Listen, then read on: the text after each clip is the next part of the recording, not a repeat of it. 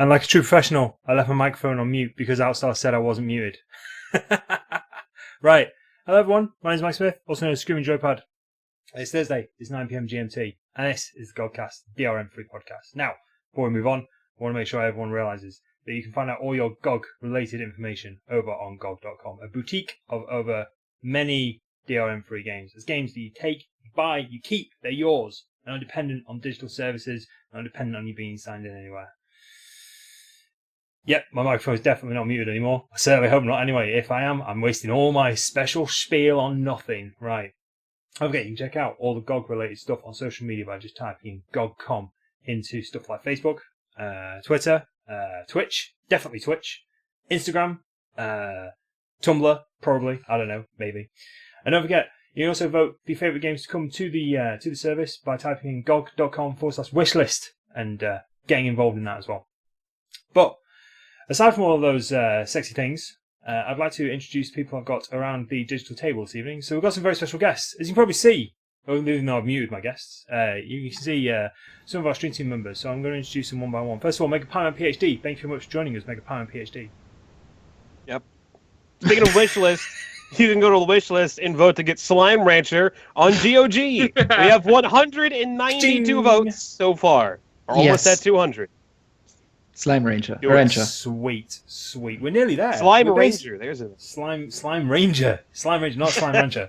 We're nearly there, basically. Come on, people. We all need to get involved in this. Yeah, I voted. Absolutely. Have you? That's true, Mike. Have you voted? Me and Darksaber are switched. We have the wrong names. That's what chat is getting at right now. What? We know about it. Okay. It's like a puzzle you figure out. Everything will... right? Full disclosure. Setting this up, I started setting this up at like 7:30 this evening. And I have everything that I took my time. I have everything set up lovely. And then the amount of times I have had to change these bloody camera layouts on Skype has been a sheer nightmare. Blame Skype, blame Microsoft, do whatever you need to do. I'll change it now for the audio-only people. This isn't going to make any sense. But I'm going to change it now so no one will get too iffy and get the wrong names, that sort of thing. However, carrying on with the introductions, because that's my job, is Darksaber2k. Thank you very much for joining us, Darksaber2k. You're welcome. Good to be here. Excellent. And also, thank you very much for doing the hilarious highlight earlier on, Dying Light. Because it was a running thing that we were trying to wait for you to play Dying Light with us last night on multiplayer, and you were just like, every now and then, not unlike my dropped frame count, every now and then you were just like, and the current percentage is 76.4% downloaded. We were dying to meet you. Spectacular. Well done. It's horrible, I know. Let's move on. It was an enlightening experience. Wonderful. Let's move on. That was better. I've got to admit. We have a guest. I know we've got a guest. I guess. No, it's cool. You can just do inside jokes for another 10 minutes. Memories is very excited about our guest. It's your audience, you know. I think there was a comment somewhere, maybe on the forums, that said the podcast would be a lot better if it weren't full of inside jokes. The company would probably be a lot better if it weren't full of inside jokes, but that's just kind of what we do. There's not really a lot we could do about that. Anyway, yeah, we've also got Memoriesin8bit, who's just been online. Thank you very much for joining us, Memories. Hi. Good evening. And of course, we have Mr. Ross Scott. So Ross Scott, if you don't know who Ross Scott is, basically he's from the YouTube channel Accused Farms. I believe I've said that right. Cursed Farms. Cursed Farms. I apologise. Cursed Farms. I'm glancing at notes at the moment. I apologise. So basically, I know what he's famous for. So it's stuff like Freeman's Mine, Civil Protection, and Ross's Game Dungeon. Now, I'm not delved too deeply into the world of Ross Scott. But the way people kind of talk about you with a certain reverence, and I'm super excited about that. So I wanna know. Tell me, who is the real Ross Scott? Firstly, thank you very much for joining us. And secondly, thanks for having me. Give us a bit of introduction in regards to what you do and your kind of mission at the moment. Okay, well, I make various videos. It's kind of shifted with what I'm working on, but I originally started making machinima ones, like Civil Protection. You haven't seen that. And for those that don't know, machinima are, videos made using game engines to animate the characters. Like Red vs. Blue is the most famous one. That's not me. That's just an example. And probably best known for Freeman's Mine, which is basically just a playthrough of Half-Life as though I were Gordon Freeman and just vocalizing every thought and vocalization I can think of to go with that game to try to keep it interesting because he normally has no personality.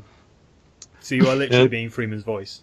Yeah. I've heard I've ruined it for some people actually. Like they now they can't get that image out of their heads, so that's a warning, I guess.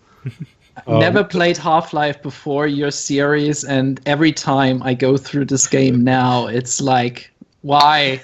I hear this voice in my head shouting at me. It's completely spoiled for you now. You're just like, I can't get this voice out of my head.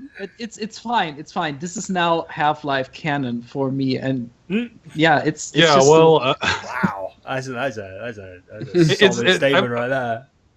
I've always seen it as sort of a runaway experiment anyway. I mean, I did that second after, well, I'm not done with Machinima videos, but just because it was faster. The Machinima stuff, that was scripted, you know, it was, each episode is almost like a small mod, you know, with editing the map, animations, and setting up everything.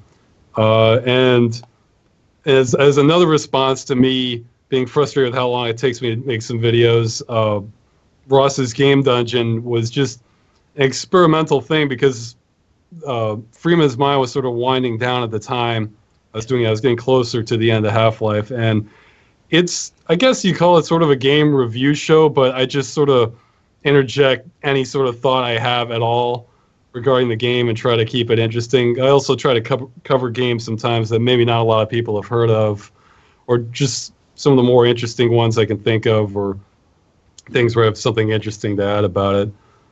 But and in between all that, I'm currently working on a long-term, full-length Machinima movie, which I think will blow away everything else I've done. But that's going to take a while. Excellent stuff. So what's the Machinima movie about? Well, I'm not going to give too many details, but it's going to be in a medieval fantasy environment. It's going to be an adventure comedy with also kind of a mystery element to it also. But I'm keeping the plot real secretive because I want to have a surprise for people once they get closer. I can talk technical details, though. I don't mind that. Oh, excellent stuff. So yeah, don't forget, people, if you've got questions in chat, you can tag myself, tag any of the guests whatsoever who are currently in Twitch, and they will sort of reiterate these questions to Mr. Scott. But it's great to have you on board. Like I said, I've not watched Freeman's Mind. I kind of understood. No problem. Yeah, no. I kind of understood what it was, but it's not something I've actually sat down and watched. But you're always on the sort of the list of content creators that people mention when they mention innovative, inventive content creators, if that makes sense. I don't mean to blow smoke up your backside or anything like that, but I'm always good at stroking people's egos. It's fine. It's one of my biggest talents. But no, you're always one of those names. So when I saw your name pop up, I was just like, I recognise that name. I know who this guy is. Although I got the name of your YouTube channel wrong, which I apologise for. That's because I misspelt my notes. But I know Memories is very excited to have you on board this evening.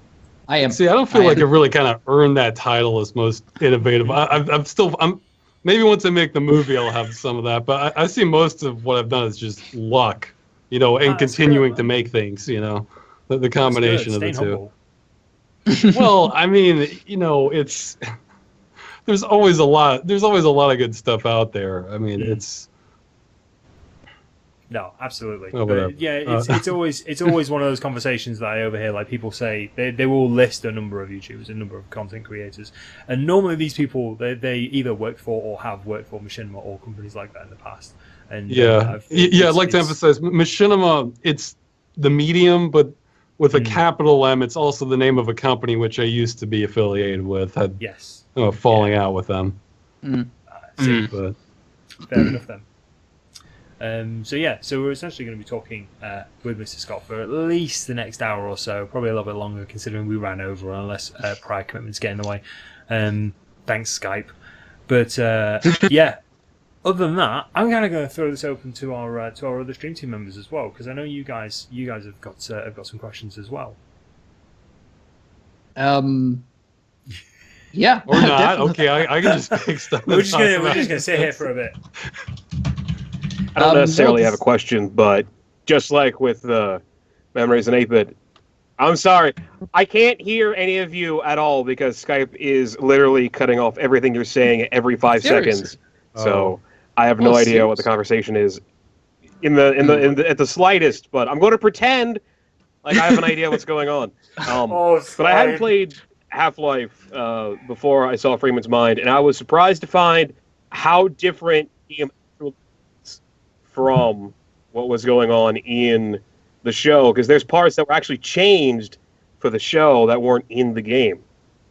Yeah, I changed a few things. Like, it always bugged me in older games that, you know, you'll have a ledge this high that you can't go over because you can only jump just above it. So I figured, you know what? Well, I was trying to play through the game as though I'm Gordon Freeman. I'm treating this all as real. So Yeah. I figured, you know, if there's just a death trap to the left, whereas I can just do a pull-up to go this way, well, then that's what I'm going to do. I mean, I can do a pull-up, so Freeman can do a pull-up too. In an emergency situation, most people could probably do it. If it was if it was a pull-up or death, I'm pretty sure you would make the right choice. The best example I've seen of that is a movie Mom and Dad Save the World, where this you know, middle-aged guy is being chased by these sort of kind of mushroom monster things, and you know, he jumps onto this ladder above this cliff, and he's trying to do a pull-up, but he can't really, but he manages to sort of get his leg up a little bit to halfway pull himself up.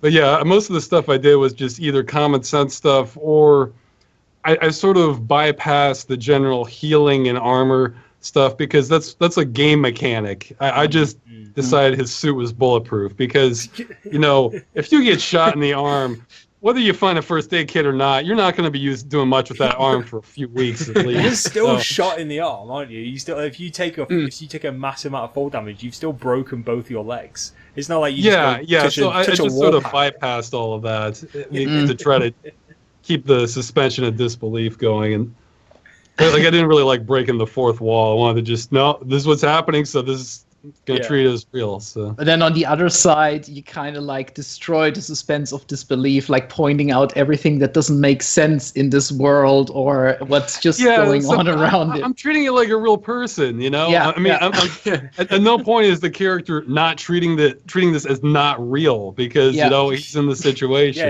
It's his Tuesday basically. Yeah. And he's the one who has to deal with all this. So, yeah. You know. That's what I really liked about all this, and I gotta say that's also why I'm personally also supporting you, because it's really like Freeman's Mind and Civil Protection as well. Until you started the game dungeon, was really like I can watch that like really once a week, and it seriously gets me to laugh. There is really not all that many YouTube channels out there or let alone TV. I don't really watch TV anymore at all, where it's just like, this is really, really funny. I can really watch that as entertainment. And yeah, I think that is really why this whole thing took off. And I'm really happy it works out for you. And now that you're with the game dungeon, and I really cross all my fingers that the thing with the movie will work out. Oh, it'll happen. It's just matter how long. That I can't promise, but you know. I think in one of your interviews, you also said, like, in terms of like assets or so, you wanted to ask like companies to use assets for the movie, right? Yeah, that's actually well, didn't CryEngine just put out like a whole crap ton of assets? They did, yeah. Yeah, they did, but I kind of wanted something a little more. Wait, which company? CryEngine? CryEngine. Oh, okay. How long ago was this? This was fairly recently, I think. It was like a whole Humble bundle thing for it. Okay, I might not be aware of it. Oh, the Humble thing. Yeah, on the Humble try again, professional voice actor. On the Humble website, basically you pay like a certain amount and you get I think tiered assets for the CryEngine. Really? Oh, okay. Yeah. Mm-hmm. Well, how do I know about this and other game devs on chat don't? Yeah, well, my goal with that is this is going to be a machinima, so I want to take as many shortcuts as I can without having to compromise the quality too much. Yeah. And for the setting I have, the setting isn't going to be super distinctive. I mean, just sort of a general medieval fantasy environment. So if someone's already made like a haystack or a pitchfork or something, I'd much rather just take that over and include them in the credits and just not have to make everything from scratch. I mean, their character models I'll have to make. Well, I'll have to get help with making. I'm not a modeler, but like character models and like some creature models, but easily 90% of the movie could come from assets that are already made and they'll work just as well. So I don't want to reinvent the wheel any more than I have to. Yeah, makes sense. And I guess a year or two ago, I wasn't sure exactly what assets I was going to be using, but I knew I would find something. And now, by coincidence, it's looking very probable I'm going to be using assets from The Witcher, probably one or two, because CD Projekt, they list on their site you are allowed to use the content in YouTube videos and distribute it like that. They do have some catches. I am hoping to submit this to film festivals once I'm done, and they don't give a blanket coverage of that. However, they actually have a contact email. I already contacted representative there, and it sounds like it might have to be a case-by-case basis, but the fact that I can even contact someone, you know, that's huge, and discuss it with them. So so they have a very friendly machinima policy, so I'm going to try and rip out a bunch of assets from The Witcher. Again, probably one or two. I don't want the definition too high, because then it'll be too easy to make the characters look like mannequins with mouths moving. Whereas if it's not as high definition, then your brain's a little more forgiving. But I'll still try to make it look nice. So the older Witcher games will probably be better for me in that regard. But yeah, I think that'll cover a whole lot in terms of the. You thinking like Witcher 1 or 2? Sorry, can you repeat that? Okay, could somebody else repeat that? Are you thinking like the first one, the second one, and not the third one? Are you thinking the first and second one? Because I think the third one probably. I hope I'm not cutting anybody off in the conversation. Well, you weren't until then. I think the third one probably has too high a definition for what I'm going to be able to achieve with my movie to have it still look good. But that makes sense. I think the first one's got a lot of potential, especially that's got some really great, like what's the Vizima, the city there has got such a great place you could set things in. Yeah, well, it won't be a one-to-one thing. I'll probably take models like a house or a fence, or just I'll have mappers. I plan to be doing the movie in the Unreal 4 engine for that, and it's pretty good about being able to import in other assets, and I'll have like a mapper help design the village I'm going to have and like surrounding areas, that sort of thing. I'm always interested about machinima movies, so the type of movie that you would create, and I'm a fan of them, but I always wonder, is it the way you would create them, is it very much like a traditional movie? Like, even if it's short movies, do you think of like an idea and then a storyboard and then you kind of do prototypes, or do you just kind of do it and hope for the best? I think that kind of depends on the person. I mean, machinima, there's different levels. There's ones that are practically 3D like CGI professional ones that you might see, and then there's others where it's just people kind of running around in a multiplayer server. For me, in the past, I haven't really storyboarded much of anything. However, I would sometimes make concept art, really crude concept art for mappers. Because I mean, I used to hack together the old Civil Protection maps, but there's thousands of people who are much better at mapping than I am, so I'd much rather get their help. I'll put them in the credits. But just about all my machinima does have a script prior to it, and then I plan it out, and then I actually tend to plan out the animation, and then some camera shots I'll have in my head, others I sort of figure out as I record. For the movie itself, it might be a little more structured than that. I actually have a project manager helping me just to keep track of anyone else who's going to help assist. No, because I can be good at managing if that's all I'm doing, but if I try to split my efforts, I'm horrendous. So I'd much rather focus on the directing and getting it made, and have assistants, keeping track of who's doing what. You want to concentrate on actually creating it rather than managing the source. I mean, I would if I had to, but it's if you don't It's need not my to, strength. So. then you don't need to. Oh yeah, you know, well, if something you're- of this you're in that scale, position. I'm gonna have to have help with it. Yeah. Mm. So Yeah, you no, have quite a yes. lot of- Sorry. As far as I remember, you also look like for writing help right now, right? Yeah, I need to catch up on that. I mean, I have the main plot all worked out. I have many scenes written out.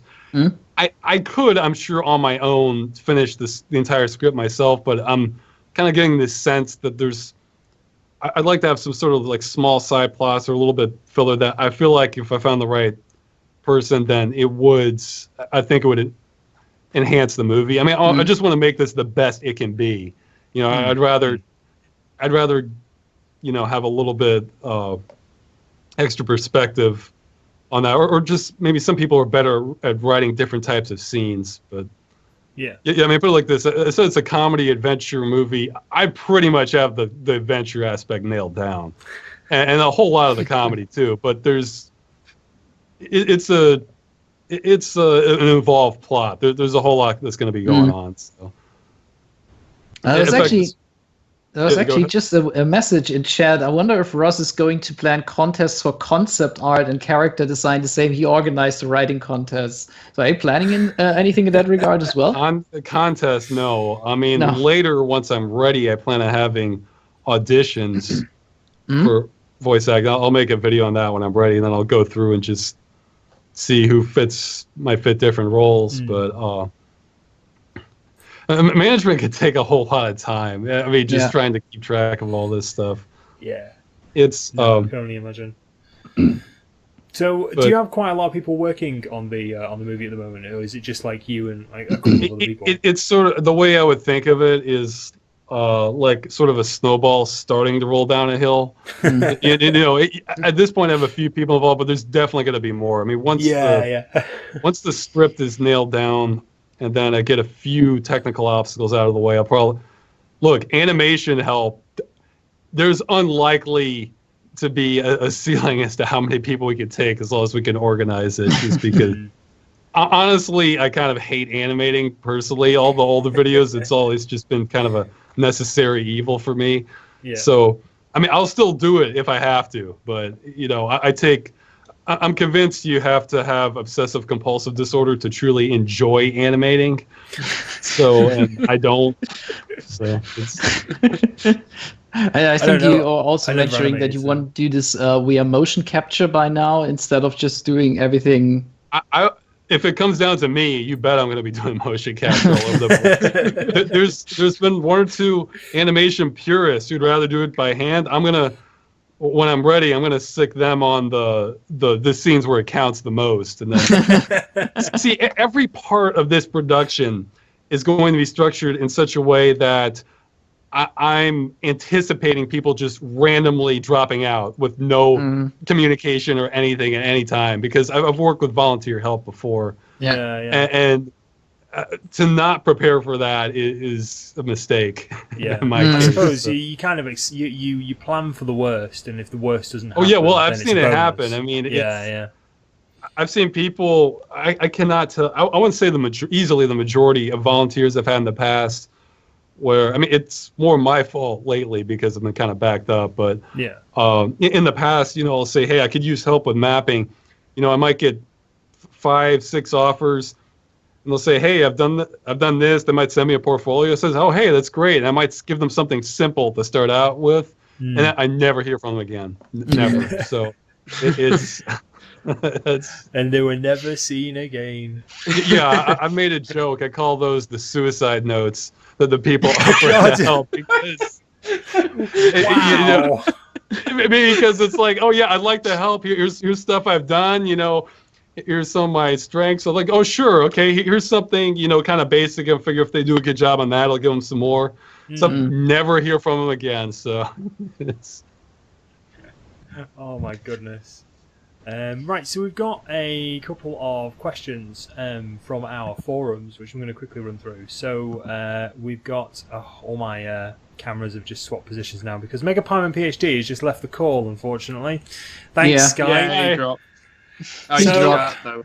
So I'll ask the first question, and then for the benefit of our video watchers, I'll And everything- rearrange the. Yeah, I'll try and everything get just Megapieman back on fell the call. apart. Yeah, everything. It's all gone wrong.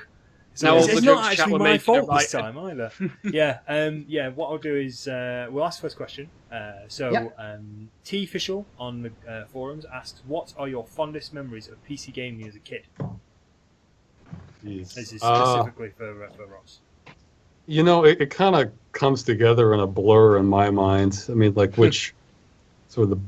Because I want to say my fondest ones were more as, like, a teenager. I think the games sort of got a little more developed, but I remember I really liked King's Quest V as a kid. I think that was the first VGA game I played because, I mean, well, the transition, you know, to full color from, you know, EGA graphics earlier was pretty amazing at the time. And I remember, like, as a kid, I basically would have to do chores to get, like, allowance for computer or game time. And I remember one day I blew it all on Tetris, even though I didn't mean to. But, like, I really didn't think... I thought I'd just use, like, a little bit, but instead I just ended up playing Tetris all day. And then, like, you know, that wasn't... And I think I ended up dreaming about it that night, too. It wasn't even... I like, even now, I think when I remember that, it wasn't that it was my favorite game. It's just that I just couldn't seem to stop. So yeah, Tetris is one of those games, though, really, isn't it? It's very much you just kind of accidentally lose God knows how much time of your life to it. Yeah, well, especially if you never played it. I mean, It happens with roguelites. Roguelites for me nowadays is like, just one more round and suddenly, oh my god, it's morning again. That's really, really toxic, these kind of games, you know, especially like if they're fast. Those are the kinds I kind of seek out now because it's real rare now for me, when a game just is so good, I just can't put it down. Yeah, it's like, when they keep you from the real important stuff because you can't really drag yourself away from them. That's like dangerous. Yeah, and your life ends up in a different place than maybe it should have, but you have fond memories. So you know. Yeah. So there's another really good question here, actually. What criteria do you use to choose a game or game series for Game Dungeon? And this is I kind of want to know what your process is as well. So like, do you just essentially, if you just take it away, what's your process for choosing games? Well, the biggest thing is I need to have like a real sort of strong opinion about it one way or the other. Because if it's a game I just think, oh, it's okay, I don't know. It's much more difficult to make that into something worth watching. Whereas if I hate it or love it or both, a lot of the time, that's a lot easier to sort of get some enthusiasm for it. Yeah. I also tend to gravitate towards games maybe less people have heard of. I mean, not always, but I mean, I'll cover some more well-known ones too. But like, there's a few. But like this, I've seen lists before of like the top 15 or top 20 weirdest games, and I'm almost in shock. One game I have planned is not on that list. So I'm definitely going to make an episode out of that. Or other ones that just sort of get forgotten, like Eternum was a real odd one. Or, I mean, it's a point-and-click adventure game, and it's a 3D open-world exploration game with polygonal graphics. And there's a lot of absurdist humor, and you're going from one setting to another. I mean, it's just... Wait, what game is this? Eternum. Yeah, it's an odd game, but it's very interesting. Like, you really get this sense that there's this world to it.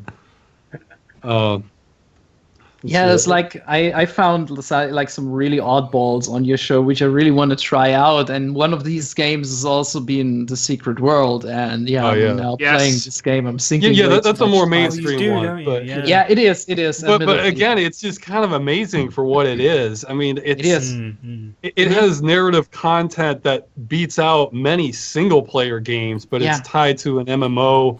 And I'm kind of pissed about that as well. Yeah, go ahead.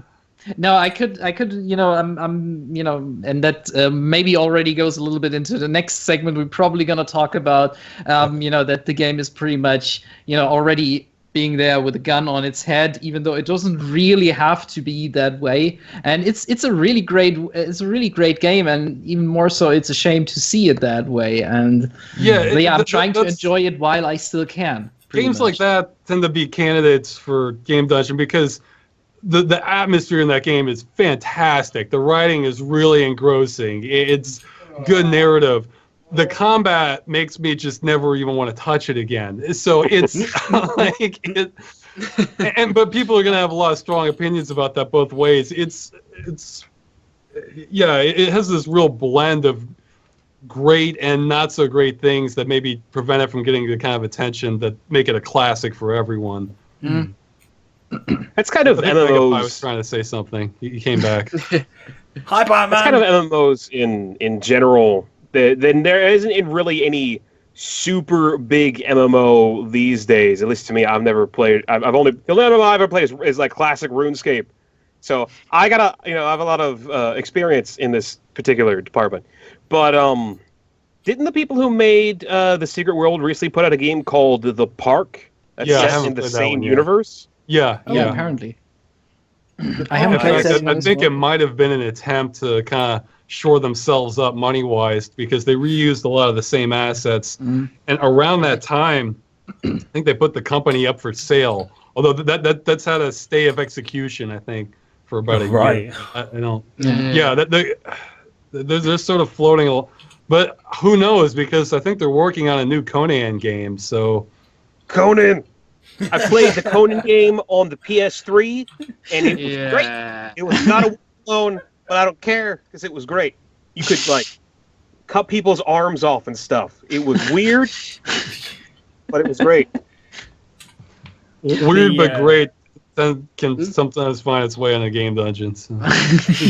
Like Quarantine. Yeah. Oh yeah, yeah. I was watching that before the show started because I thought I better actually do some revision, and that was a really good episode. Wow, I'm glad which one of us did. Yeah. I've got. Let me dig this out. Code card.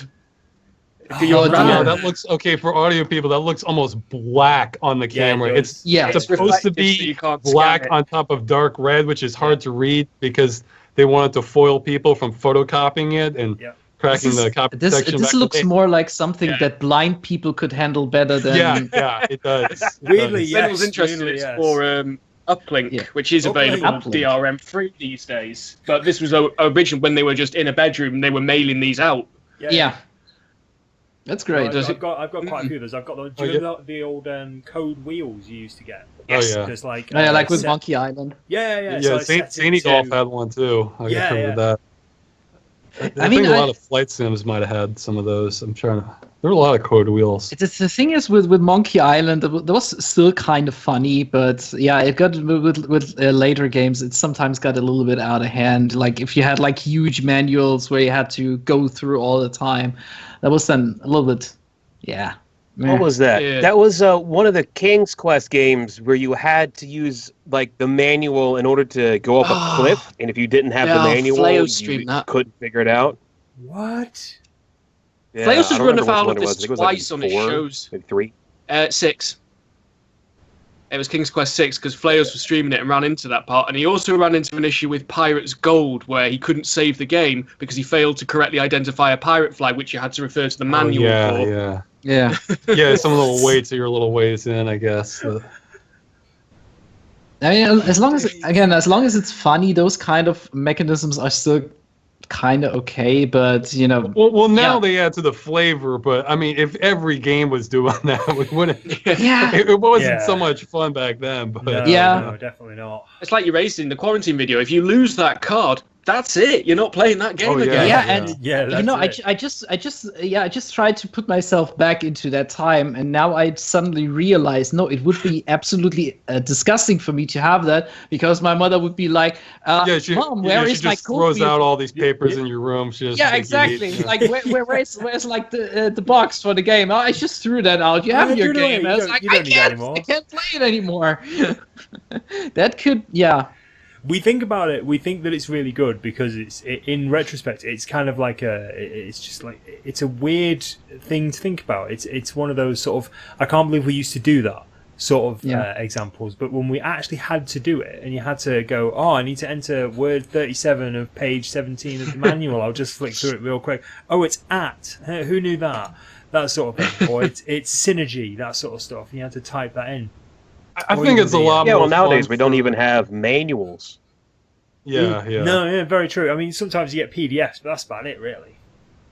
I think that's a lot more fun for people looking back who are interested in old games rather than those of us who had experienced it. Yeah. Then again, I don't think we miss it if we had to do it. There were also some role-playing games where you could say that they had something like that, but they did that due to memory restrictions, where basically most of the character dialogue was basically printed in the manual. And when a character said something, they just said, look up page as 50, paragraph 8 or something like that. Because they couldn't... been pressing it to the limit to have I never realized limitations for text. Because they Yeah. couldn't, I they just couldn't thought it was actually fit lazy. it on the disc. No, it's, some Dungeons and Dragons games did that, if I remember rightly. Yeah, I don't Just 'cause of remember technical any game that limitation. did that, but I remember there are some that were like that. So you basically had... The only one that I remember that did that was the original Wasteland. The original Wasteland? So that you had to actually like look up the paragraphs. Oh, right, go through all that Bunker stuff. Knacker Yeah, in the original Inform- Wasteland game. Says We've that. got to a specific point. It would be like look up this thing. It had some narration in it, from what I remember, but you also had to read up stuff. And if you didn't have a manual or you hadn't downloaded the manual, That was it. but You you were screwed, basically. You could but you could totally like spoil the whole game for you. Like, let's go to the end of it and let's see what the bad guy at the end of the game is saying. Like, I'm not doing that. Well, yeah, I guess before 1.44 meg floppies, you had what 720k ones, didn't you? Or am I remembering things? So yeah, I guess maybe if you're using it for graphics, you might be able to actually shut out some of your text if you have a really involved one. Yeah. Just sort Makes of you chop the think corners off if where I you can, choose it- basically. Makes you think if a choose your own adventure book may have been the better choice for these kind of games, but I'm sure there's one out there somewhere. Eye of the Beholder. It's Beholder, another yeah. game that apparently did We're, something. Did demand you look up words at level transitions. Oh dear. Oh my days! Just been pointed out by a member of chat that Eye of the Beholder did demand you look at words at level transitions. Yeah, I just said that. Yeah. Did you cut out there? No. It's just I was referencing that it came from chat. Okay. So we've got a few more questions. Actually, we've got quite a few questions, so we might try and go through these as quickly. Okay, I'll try and give a lightning round then. No, it's fine. Not necessarily a lightning round. But Speed question time. Lightning round. We have a horrible. lightning round. We have a horrible habit of going off on really random tangents on this show. So we end up. We'll start. I think there's talking another about- topic we're supposed to talk about too, so maybe we should Yeah, probably. keep it going. Absolutely, yeah. So, same person from our forums, T Official, asks, any chance for a Game Dungeon video about Pajama Sam or the humongous entertainment like games like Spy Fox or Freddy Fish? I haven't played those. If it was going to be a kid's game, it would have to have something in it really worth looking back again as an adult also, where you're wondering, like, what was going on here? Like, if it's a game like that, so I'd have to look at it. I think Pajama Sam is actually a game where it kind of like it looks like being a child game, but it's actually like having some adult or serious topics in it, or it's kind of like just masquerading I've heard that itself one mentioned as a lot. I wasn't sure if it was like a nostalgia thing or just like I don't know either. I haven't played Well, that game at all, but Maybe oh half well. and half. Maybe people remembering it because it looked like a kid's game but wasn't a kid's game. If that makes sense. I don't know. I don't know anything about Pajama Sam. It really looks like a kid's game. But Does it? yeah. Oh, okay. It does. Okay, so there you go. I suppose it depends, really, is the answer to that one. We've also got a final question from T-Official, sorry. How do you describe... I really should proofread these. How would you describe your own voice?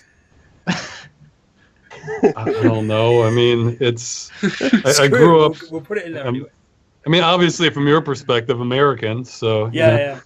That's... I grew up in Virginia, but I don't have... I wouldn't say... Well, Virginia is a bit diverse in the different regions, but I wouldn't... Put it like this, when I was working on the phones doing tech support, I had one person who was like trying to guess where I was from my voice, and he thought it was from Kansas. So, I don't know. There's some... I've heard this mentioned before. There's some syllables or consonants I'm never quite 100% on, or rather, I sometimes can't pronounce them perfectly and have the emphasis I want for a sentence. So I might have like a super minor speech impediment, but I don't know. I mean, that's one of those questions I'm not sure how to answer either. Yeah, it is. It's Like, one of oh, those, I'm ready isn't for it? this an odd one. one. You know, so. Yeah. We're nothing if not fans of odd questions, to be perfectly honest. Partially because I don't screen these questions before they come on air, and secondly because it's always amusing. And normally when people ask us, "What did you eat for lunch today?" that sort of thing.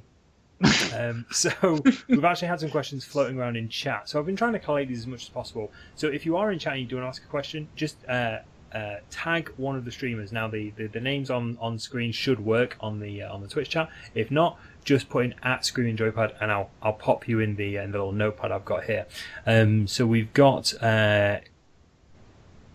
Heliocentrical, I hope I've pronounced your name correctly, says, Ross, do you have any popular games that you simply couldn't get into? Popular games I couldn't. Yeah, definitely. Actually, Far Cry 3 was like that for me, and you know, I think it's dumb. Thank you. But I think some of it, I think kind of been. I wanted more jungle. Far Cry had more jungle than Far Cry 3 in terms of like density. And actually, in the preview video they showed in E3, they showed the jungle being much more lush. I mean, it sounds dumb, but for me, that kind of adds to the atmosphere. Like maybe I can get into this sort of Heart of Darkness vibe going on. But it just sort of felt like plains with some hills with some palm trees here and there. And I don't know. I mean, the performance of the bad guy, from what I saw, was real strong. But I don't know. It wasn't giving me enough of incentive to get into it. I felt like it was going to be a lot more open jungle world rather than the slightly. Well, it does something to the atmosphere version. when you feel like you're in the middle of the jungle. You know? It's. Let's see, what's another one? Assassin's Creed, actually. Although I've never been super big on stealth games, so that's part of it. Plus, I don't know, Assassin's Creed's sort of hit or miss with me because some historical settings I'm interested in much more than others. Yeah. So, like, I tried playing Assassin's Creed 3, and I don't know, the gameplay sort of turned me off after a while. But I might try and give the Rogue and definitely Unity just because of the setting eventually. But I was okay with the Rome setting with Assassin's Creed. After that point, I think I lost interest. Yeah, because I like, I'm American. I grew up in, Virginia, which isn't that far from all sorts of historical sites. So I was more, I'm definitely interested in like the American expansion period or colonization. Let's see, what are some other popular ones? Name some popular games. I'll probably name some popular games. Stardew Valley, BioShock. Stardew, oh my god. Well, yeah, BioShock. I kind of mentioned that in my video chat. That was a disappointment for me because I was a huge System Shock 2 fan, and it felt like a step down. It felt like a big step down. Also, just a repeat of what I said in another chat, but but they're making a new System Shock, and they're remaking System Shock 1. It's going to be great. I'm encouraged by what I'm seeing on the remake of the first one and an actual System Shock 3. It's like many great things coming out. I saw the trailer for the System Shock 3. It looks like it's going to be awesome. They've even got the voice and Showdown back. Yeah. Well, I think they're using the original files, aren't they? Or for the audio? For 3, they're actually getting Terry Brosius. For 3, yeah. Oh, I see. Yeah, I think, I could be wrong, but so far from what I'm seeing, I think the new System Shock might be the best remaster or remake of any game. Just because it looks like it's going to be incredibly true to the original, but kind of enhancing a couple things that the game might have done if it had the resource. Like they're making it scarier, which I totally approve. But the level design looked to be identical. Like in the visuals are extremely similar to the source material. So I think it'll be but it looks really, really atmospheric. The remake, which is something the original couldn't really convey that well, and I think this will really contribute to the game. I think. Yeah, like I saw a lot of people complaining that it wasn't having the same music, but I mean the music's interesting in the original, but it's not scary.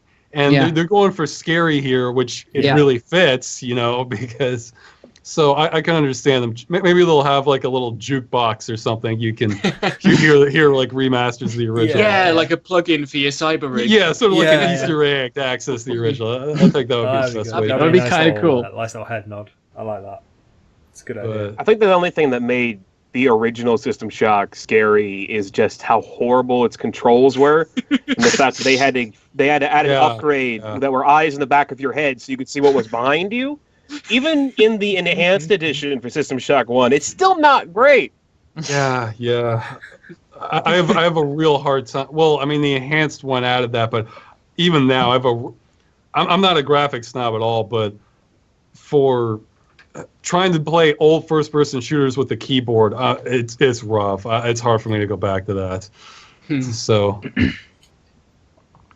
Yeah, because, you know, sometimes they gave you a mouse option, but it was kind of like slow because they were like capping this down to like this keyboard, you know, movement style. And so when you moved the mouse, it wasn't like really mouse look. It was just, you know, slugging the player across the screen with the mouse. And it was, I hated that. I remember streaming Duke Nukem 3D here, and I was like, I'm going original. I'm playing this with DOSBox. I'm not looking up a port or something like that. No. Yeah, why would you want that? Yeah. I screwed myself over with that pretty hard. I used to think I didn't like first-person shooters until we had mouse aiming. Like, I thought they looked neat, but man, it's like being handcuffed on keyboard. Yeah, I remember I had to stream what was it, Outlaws? I think it was Outlaws, and I had to use the keyboard because it didn't have any mouse control or anything. Yeah. And it was ridiculous trying to play that thing. Oh, Yeah, and the game's pretty hard as well. Joe's really good though that we can actually go back and play these games. Oh Yes, yeah, yes. okay. I think he's trying to get to the other topic here. Chat are getting a little sort of want us to get onto this a little bit from what I've seen. All so right, let's go. Let's talk about this. Let's do it. Yeah, let's talk about this. So we're going to talk about the death of games. Yeah. That's it. Yeah. We're talking about the death of games. So this is essentially when a game is very dependent on an online service or server, and that service or server no longer exists, so the game is basically unplayable. And this is something that Mr. Scott cares very deeply about, is a big advocate of change in regards to this, and I just kind of, I want to know, I already know your thoughts and feelings on this because I've done a tiny bit of research. Also, I just know this subject anyway, but I want to know at the moment what your thoughts and feelings on it. Sure. For me, yeah, to elaborate, I'm talking about games like I said that you can never play again, unless by a weird fate, weird. Yeah, okay, I'm stammering a bit here. Okay, we're talking about a game that when it comes out, you have to connect online in order to play it. And then they actually keep some of the data on there because there's some games where there'll be copy protection to keep it online, but eventually somebody comes in and cracks it, so you can still play it offline even if the original publisher shuts down. No, I'm talking about games where they keep some of the information on the server. So when that game shuts down, you can never play it again. It's impossible because there's no crack for it because you don't even have all the data to work with. Yeah. So, like, well, you know, ones I've covered on this are Battleforge, Need for Speed World, and more recently Darksaber. But there's a lot of others. To me, this is the absolute worst thing happening in gaming. Like nothing else compares because, you know, you can look at flaws of a game, but you might be things you like, or, you know, there's some practices you don't like, but maybe they'll change them later. Here, we're making a lot of games you can never play again, and to me, that's just outrageous. Like, and it's just been kind of building up in terms of pressure on me for a while now until it's finally starting affecting games I was interested in, because it used to be sort of just only for weird alternate reality games or MMORPGs, which I don't play a whole lot of. But now it's spilling over into a lot of other genres. I mean, what I would really like to see happen from companies is come up with end-of-life plans. So it doesn't mean that you have to be able to play it offline or anything, but it does mean if they shut down the servers, somebody who's bought the game or put money into like a free-to-play game or something, they should have some recourse for being able to play that once the company's done with it. Yeah. And it's just driving me nuts. And I'm trying to launch sort of a mini campaign to try and figure out how to change that. which I've been getting some more ideas on, but because it's happening more and more.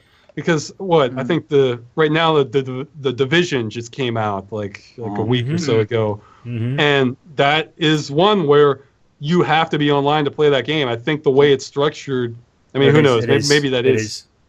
Yeah. Yeah, Always online. And that's Ubisoft's best-selling game. I mean, and like that's their newest best-seller. But hey, 10 years from now, maybe you can't play that at all.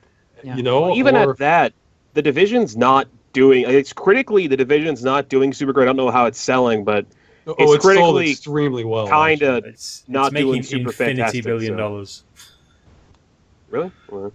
But there was what was that game last year? Rainbow Six Siege. That I believe that was always online as well. That's only a multiplayer game, and that while it's critically been doing well, I don't think it's been selling all that well because it doesn't have a ton of content. But although go ahead. No. Sorry, please carry on. I was gonna say I've heard the mechanics are pretty interesting though, and might really have a cult following to that game, for like trying to invade the homes and defend against that. But okay, I'm losing my thoughts. So you go ahead, Mike. No, I was just gonna say this is a kind of a subject. I used to work in games journalism, right? So I did a piece ages and ages ago about how some multiplayer servers were being shut down. So games that you wanted to play multiplayer on, you couldn't do anymore because it was only a matter of time before companies sort of went, okay, we're no longer seeing a return on our investment in regards to multiplayer gaming, so we're just going to shut these servers down because the amount of money it's taking us to run these services on these servers, we may as well try and recoup a little bit of that loss because not enough people are playing these multiplayer games. That was a shitty move, but it was understandable because these games still had a single-player functionality. Exactly. Yeah. But nowadays you have sometimes real single-player games completely bound to a server.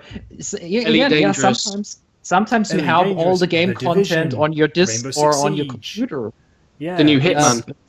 Hitman, exactly. Sometimes that's Hitman, the completely case. online, episodic content, that sort of thing. And the one thing, and maybe it's just so many years in the games industry, in the games journalism industry, maybe I'm just a horrible cynic, but there's this small voice in the back of my head when someone says, ooh, it's always online. There's this small voice that sort of goes, well, it's got a shelf life then, hasn't it? It's only going to be a certain amount of years, and then that's it.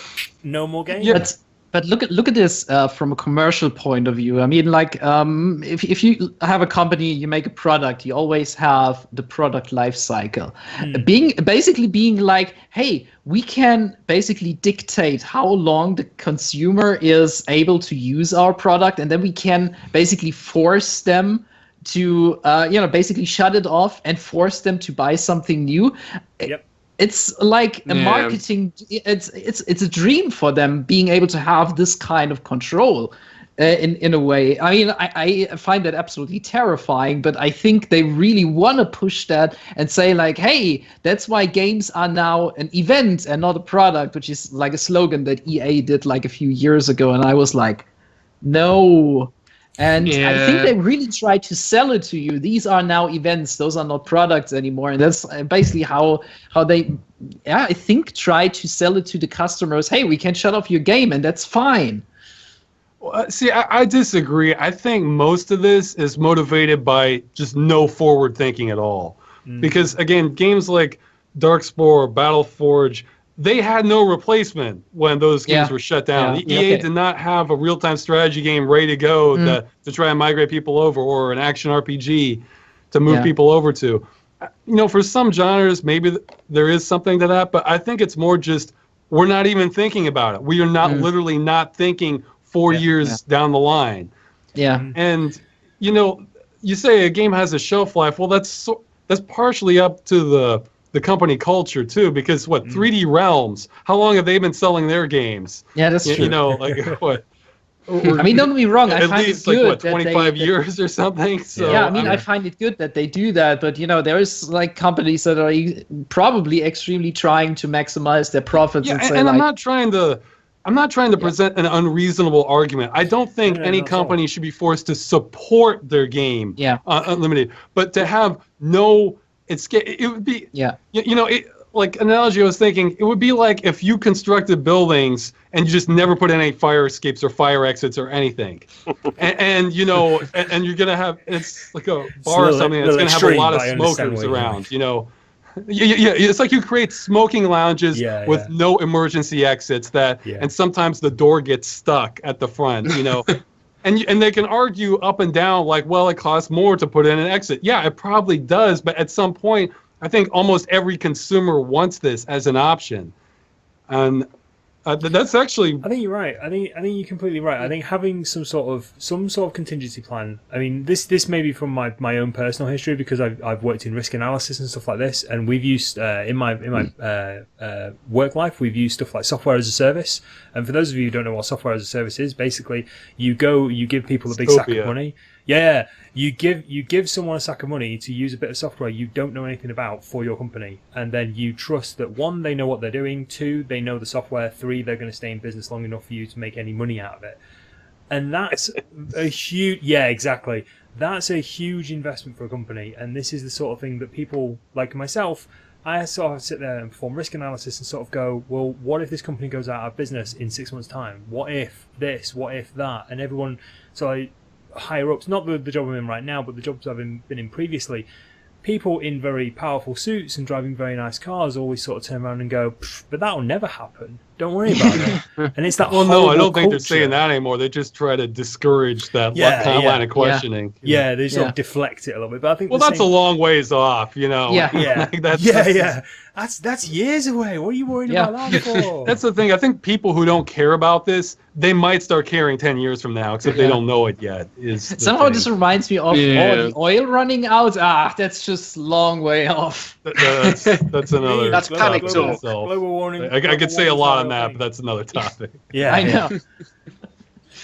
But no, I think you're right. I think having something like, I don't know, company having the balls to come out and sort of say, right, we're going to shut these servers off because we can't afford to run them anymore, or we're not going to run them anymore. However, we're going to release the server pack, that sort of thing. We're going to release something so people can host their own servers if they want to. Yeah, either partial relevant source code to the community, because I have heard, middleware, you can't release the source code on that, but you got to give people something. Right now, the only way these games come back from the dead is if there's a psychotically devoted fan base that's also very technically proficient, that they reverse engineer the server software. That's happened to Warhammer Online, like the Warhammer Age of Reckoning. Didn't that happen to Star Wars Galaxies as well? Yeah. Oh, that's a little different. That was the result of a leak from the employees for Star Wars Galaxies. That's the only reason it works so well. And for people who don't know, trying to reverse engineer software, like a server software, like I compared it in one of my videos to learning Sumerian. That's about the difficulty level you're talking about. Yeah, it's really like, okay, like this program just sent this byte sequence. How should we reply to that? And you basically don't even know what the program wants from you. God, this is like my work. This is really like if you really want to. I think if you really want to reverse engineer that, there should be people like right now capturing like all the network traffic that is going on between the games and their servers to kind of figure out how the communication works. And if you don't really expect a game going down, then you don't do that, I think. But I'm happy that there are fans that still put a lot of work into making things like that possible, because server emulator is really not, I can't imagine that being. But still, that's a shot in the dark. I mean, that's a long shot hoping that happens, and even then it'll be partially functional, but definitely that's the exception, I guess. There's a lot. It's happening to too many games where that doesn't happen. That's why I covered actually Need for Speed World actually did get something resembling that you can still run it in some form, but Battleforge, there's an effort being made to get that running, but so far no one can still play Battleforge. That game's been down like 4 or 5 years now. Well, no, not down, but I guess like 3 years. You cannot play that. No one can play that right now. And Darkspore, see, these are ones where, there'll be some fans of them, or maybe you like different aspects of them. Like in Darkspore, I point out like how nice the visuals were, and some of the music was real nice, and had some interesting ideas, but not the greatest game. Those games, I think, are just doomed. right now the way we have it. I mean, whereas a game like Diablo 3, that's a pretty popular game. If Blizzard were to just unplug that, Yeah. I think someone would find a way to get that working, just because there would be millions of people trying to get that going again. Or World of Warcraft, or so it's the super popular games probably are not at risk realistically. Yeah. But the medium level ones, those are the ones that are just... I wonder what will ever happen with World of Warcraft. I can't imagine they would ever There try are private to... servers. Yeah, are there? Yeah, there are. That's where I Oh, first. there I are didn't even know emulators. about that. I thought it was Yeah. just exclusively they do company server exist. bound. Well, Blizzard's an odd one. Oh, sorry, did I cut somebody off? No, I was laughing. No. Oh, okay. Blizzard's an interesting exception because, to the best of my knowledge, they have not shut down any multiplayer game that they have, or any game with online functionality. I think you can still go play Diablo 1 multiplayer through Battle.net today. I think I could be wrong. You definitely can with Diablo 2. I saw somebody do it recently. One of my friends did it recently, but They just patched it. kind of certain. Oh, did they? Yeah, they released a patch about a week ago for Diablo Brilliant. 2. Brilliant. So That's that's actually great. amazing. They've kept it going that long, but I'd still like to hear just end of life plans saying, okay, Yeah. if we ever have to shut it down, we'll release this code or this patch or something. And I really think that needs to be part of the design process, because we're going to have an age of games that you can't play. It's such a heartbreaking thought. It really is. And I just wonder, Mike and Ross. I just wonder, let's say a company says, okay, we're gonna bring out this game and we have this end of life plan. And the thing is, sometimes games get shut down because the company doesn't care, and sometimes they're like, okay, the company is sold or is just going bankrupt and has to shut down completely. I always wonder if they find time, even if they have an end of life plan, if this kind of a scenario, a company shutting down or is getting sold, if that would be an excuse for them just not executing this end of life plan. That's who can force them to do that? I mean, it's not like they're really legally bound. But as far as we know, there's none there at the moment. So yeah, of course not. Well, that's actually a direction I want to start taking things. I mean, so far I've tried writing a lot, having fans write a lot of letters when Darksaber got shut down. Haven't heard any response from that yet, but I realize you say there's no legal protection. In the United States, you're probably right. But I think in many European countries, there may actually be consumer protection laws that prevent this from happening. It's just that maybe nobody's aware of it or has brought attention to the right organizations to point this out. probably I is in really the think UK. that's going to be the next step, because imagine, okay, for every game a company shuts down, there's some board maybe in France or UK or Germany somewhere where they get maybe not a lawsuit or a fine or something every time they do that. That would create, I'd love to see that, because that would create an actual financial incentive to include these end-of-life plans in the design. Whereas knowing if they're going to lose tens of thousands of dollars or maybe more for every time they shut down a game with no recourse whatsoever to the people who bought the game, then that might, just having that pressure on the European market might cause it to spread elsewhere. Because they don't want to lose a European, even for one country. I don't think any company wants to have to lose that if they have to. No. So That's I'm actually- really, so anybody watching this, if Yeah. or listening to this, if you live in Europe or have good knowledge of like how the law works regarding consumer protection law, contact me. My email is russwscott@gmail.com. You can. I really want to get something going on this over time. Yeah. Absolutely. I mean, I do very quickly, for the vaguely remember purpose- that. Yes, Mike? Sorry, for the purpose of YouTube listeners and also audio listeners, I'll include that in the description as long as Mr. Scott is okay with it. Yeah. My Cool. email's fine. Cheers. Carry on, memories. Okay, no, I wanted to say, regarding this, this European Union law, I think that is actually why Valve, i.e. Steam, introduced this refund policy, because it's, I think, required by some sort of European Union law that you have to be able to return something, and I think they really try to fight hard to resist that. But yeah, now that we have refund policy on Steam, so yeah, maybe even a company like and Valve. I think this is had- even more egregious than that, Yeah. because this goes beyond refund. This is something you've bought Yeah. and then you can't use it. Yeah. I mean, I hope it doesn't just get delegated to some okay, now you have the option of refunding. Mm. In which case, I'd have to kind of rally everyone who ever bought the game to try and refund it. Yeah. Which, I mean, be tricky, but it's. I Well, really mean, wish there was some sort of law against doing this. I wasn't trying to hint on that they should provide refunds. No, I was just mentioning that because I know that Valve really didn't want to do this, but they basically had to provide this refundability because the European Union basically forced them to. And who knows, maybe in a few years we're gonna have like end of life plans required by law for games. Well, I mean, Great. aren't the products bought in the European Union, sometimes you have to provide a certain guarantee or something? I mean, Yes, I would love to. I would essentially, love to see a big fat sticker on every new game saying "Game only valid until 2019" or something. Because I bet that would affect sales or get people talking. Yeah, Well, that's definitely. why. That's why. A lot of people when they purchase a game, especially a PC game. It used to happen with Call of Duty quite a lot. A new Call of Duty game would come out, and hundreds of millions of people would go and purchase it. Hundreds of millions of people would hit the servers, and all the servers would fall over. Understandably so. So the servers would be down. So a number of people would request a refund. Now, fortunately, for a while, this only used to happen with consoles.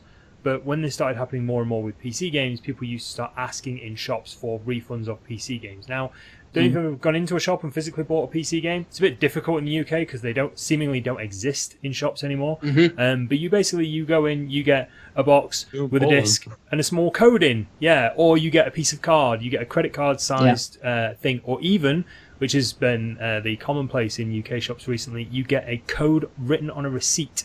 That's it. It just prints out the game code for you. You have no physical product that you've gone and purchased. Yeah. You're just going to pay money for your receipt. This is actually that as you mentioned it. I recently, I always played around with buying a PS4 because I really wanted to get some of those games. But I wasn't really sure because my brother was telling like horror stories. So some of these games actually require you to be online at all time, and it was like, nope, I'm not gonna do that. And we actually went to a retail store and we looked at the game discs, and none of these game discs actually mentioned that you need a constant online connection. The system itself doesn't actually require it, and so we actually looked on Destiny, which is just this. Yeah, that is Destiny. It's just the online game, the science fiction shooter, and even that game box didn't mention that you require a constant online connection. And what? Personally. Yeah, the PS4 edition here in Germany, it says nowhere on the box that you need an online connection or at least PSN account to play this game. It doesn't say that. That's really strange. Wow. I'm almost certain that's not right in the UK. I'm almost certain it does say that. It's a legal requirement. Yeah, I mean, it may very, be very that it's just like an icon, but it doesn't. Maybe maybe there is like this PSN icon on it, it's a small box at the back. Don't get me wrong. If a kid goes into a shop without an internet connection or something like that, picks up the game and sort of goes, "I'm getting this game," and they don't actually look at the box. It's not on the front. It's normally on the back, and it's normally a very small box at the bottom. But small print. Yeah. It's part of the. It's slightly bigger than the small print. Which I think this is even more extreme than that because, a lot of PC games they do say requires an online connection. But okay, fine. I have an online connection. I still can't play. I think I think that's violating something. That has to be violating something else. I mean, it's practically fraud at that point. If you happen to buy a copy of the game that, hey, you can't play it anymore, or hey, you have a month to play it, then they're going to shut it down. There's no mention of that. Can we think of any other media that this has happened with? Because I can't. A friend of mine told me that ebooks, I think initially had something like this, where it had to. I haven't done the research on this, where you had to connect every so often in order for the ebook to still work, and then there was this big uproar by libraries and like consumers, and I think that changed. There's iTunes. You have to be connected to iTunes. You mean you have to? You don't have an if do you want to you? use I iPod, don't have you need iTunes, so- iTunes. No, me. Oh. But for iTunes, can you download it like It's like off another device that doesn't need to be on the internet, or? you can only from what I've used of iTunes, you can only download iTunes from Apple's website, and you have to have iTunes to use an iPod. I mean, you can put your own music on iTunes, but if you don't have iTunes, you can't use it. You can't. Yeah, put but music what I on the mean is, iPod. once it's Really on the only- iPod, can you get it to, or is the DRM's locked everything down with that? I don't know. I don't use iTunes, so I don't know. No, I don't use iTunes either. I got the impression you go onto iTunes with your Apple ID or whatever it is, you purchase an album, and you're able to play that online if you want, so you can stream that, or you can download a copy onto a device, and therefore, even if iTunes were to go down and never exist again, that copy would still be on your device. Oh, something I wanted to add, because I know there's going to be comments on this. You mentioned the fine print earlier, and a lot of I've seen a lot of people think that they have these gotchas with the end user license agreement. Those are not legal documents. You know, those you can say anything you want in those. Those are just to sort of protect the parent company in case there is a dispute. If those happen to contradict what the local laws are, they carry no weight whatsoever. Yeah. So, you know, just because they say you're allowed to cut this off at any time, if you're selling it in a store or somewhere where you can buy it and then it doesn't work and there's no mention of that at all, that could very well be violating some laws in different regions.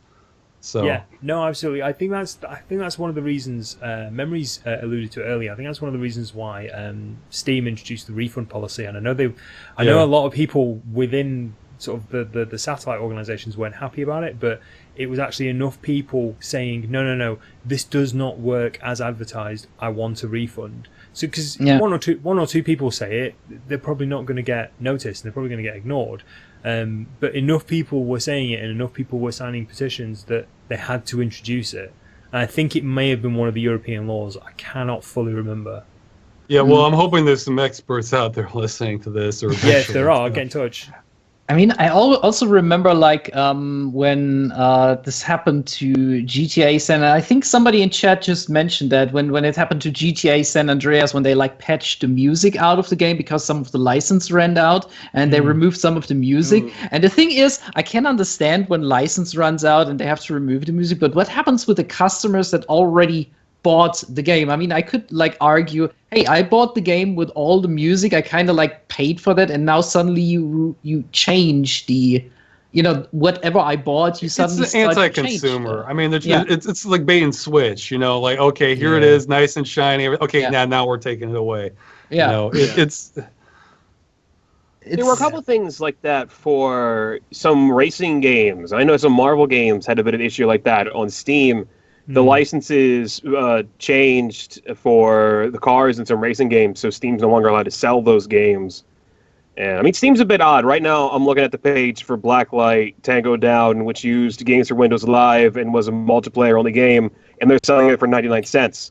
I mean, it's 99 cents, but they're still selling a game that you literally cannot play because the games for Windows Live play that one. no longer games for Windows Live no longer exists. Yeah. I mean, Double Fine took Games for Windows Live out of Iron Brigade, so you can play that now. But that's the only company that I know of that had used that service at all. That did anything Dark Souls did. Yeah, Dark Souls. Yeah, that used Games for Windows Live. It did. It did originally. I thought Dark Souls was newer than that. Nope. The original Dark Souls, it was an Xbox 360 port with no key mappings onto PC, and that was only through fan interaction as well. Fun fact: I was actually one of the people who asked for a PC port of Dark Souls from Xbox 360, and From Software basically issued an announcement to say, "Okay, we'll do it, but it's not going to be pretty. We'll basically port it. We're not changing any of the buttons." To me, I'd love to hear that for end-of-life plans. Like, to me, that would be so much better than what we have now. Yeah. Fine, we'll do it. It'll be sloppy. Probably won't be that great. Fine, that's so much better than what we... The community so much fixed better it. than absolutely nothing, you know? Yeah. The community made it not terrible. I don't know the name of the guy, but there's like some specific guy that like went out of his way to make Dark Souls actually work as a game. Mod, yeah. Yeah, absolutely. but you know, I can't remember his name either. It was that the first also mod I just saw. happens. Yeah, that's also just it just happens because the company is actually nice enough not to say like, wait a minute, in our end user contract there is a clause that you're not allowed to reverse engineer our game. So there is already some sort of like companies being okay with that. I mean, it goes differently when Rockstar announced that mods that would allow FOV changes in the game could be banned from online use and whatnot. So it's awesome actually that companies allow fan patches, because I can't imagine them going out of their way to start pushing that down as well. But I think maybe they still realize that gamers would really start to just go away from their games if you don't allow that anymore. No, that's the problem, is that gamers are not very good at not playing games. So. Yeah, exactly. Yeah. That's exactly the problem. I'm gonna boycott. Ooh, shiny. Yes. Yeah, and even the stuff with talk about the refunds, that's still not a solution, though. I'm hoping it doesn't just get funneled in. Okay, if you bought this game, you can get a refund, because that doesn't stop the games from being killed, because it won't be a significant enough number of people to do it. I mean, again, whatever is a problem that's good or bad about a game, nothing about that compares with being able to play the game. It doesn't matter what features a game has or doesn't. If you can never play it, it's like what? Well, yeah, I get driven crazy about this, so It's like I hope people to do more damage on it later. It's not that people want a refund. People don't necessarily want their money maybe they back. like the game. They just want to keep playing. Yeah, they want the thing that they have gone out and paid money for to work as they wanted it to. When I made the Battle Forge episode, nice. Sorry, go ahead. Megapie. I'm just saying a refund is nice, but it's not. It's like what I was talking about earlier with Blacklight. There are people. It's like they probably still wanted to play Blacklight. They didn't necessarily want a refund on it, but now you don't have that option. That's not a solution. That's just like a pat on the back about it. Jeez, now I lost my thought. It's more a case of, okay, well, we'll give you the money back as long as you stop making noise about this. Basically, it's like we'll give you your refund, but Prices have changed for games on Steam all the time. Do you get the refund for the price you paid for it? Do you get a refund for the price it is now? I think at the moment it's the price you paid for it. I think I forget. I could be completely wrong with that one, but I'm pretty sure it's the price you paid for it, because especially with someone like Steam, it's a case of they have record of your purchase history. There's a couple games that go free to play. Gotham City Imposters was originally $15. Now there's a free to play version. Can you get a refund for that since it's now free? Yeah, I have no idea. That's what I was gonna say. When I made the Battle Forge episode, I had a fan contact me.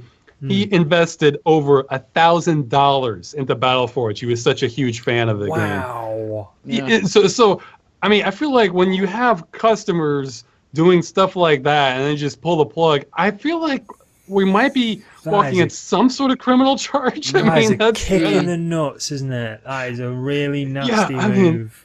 I mean, I wouldn't pay that much on a game myself, but at the same time, that shows just how much some people liked it. So you say maybe it's. I mean, maybe it's really just they get away with that because. Unfortunately, sometimes I feel like that is because like the majority of the players like, oh, this game is half a year old. Okay, I want something new. Yeah. Well, I'm probably not this audience, but no. But I would say most of us aren't this kind of audience. GOG. But yeah, I think that could definitely be this issue. I mean, I'm kind of happy that I own GTA San Andreas for the PlayStation 2 because I still have it in its original state, and as long as the disc isn't rotting away from under my fingers, I can also still make a backup. God damn it, if I want to, I could do that. And but with removing the songs, I would have been furious. I would have definitely tried to get my money back, but. Could I, in that specific case... Well, you'd rather just have the songs. You'd rather just have what you paid for, Yeah, exactly. And this is all artificial, really, because it's this way by design. Yeah. So I feel like if they're designing the game to be this way, there should be some end of life or exit strategy. They can also put that in the design. Right now, there's no incentive whatsoever aside from diehard developers. That's the only incentive. And so if the publisher says no, or if they run out what of if money, something like that where you they know, pulled? Go ahead. Sorry, go on, Pie-Man. I think he still has cutouts in his Hello, connection. Pie-Man. I hate to be cutting everybody off. I'm sorry. No, go But ahead. Right? what I was saying is, what if something like that happened to a game like Brutal Legend, where they pulled the music out of it? The music is half the experience in Yeah. Brutal Legend. So if they start pulling the music out of that, I mean, it has an original soundtrack, but the mainstay of that game is the licensed music. Yeah, that's exactly the Yeah, thing. yeah. I mean, I going away from games, I also remember like a lot of like TV shows like from the 80s are now really re-released on DVD, and they have like huge chunks of music replaced because they couldn't get the rights anymore for the DVD.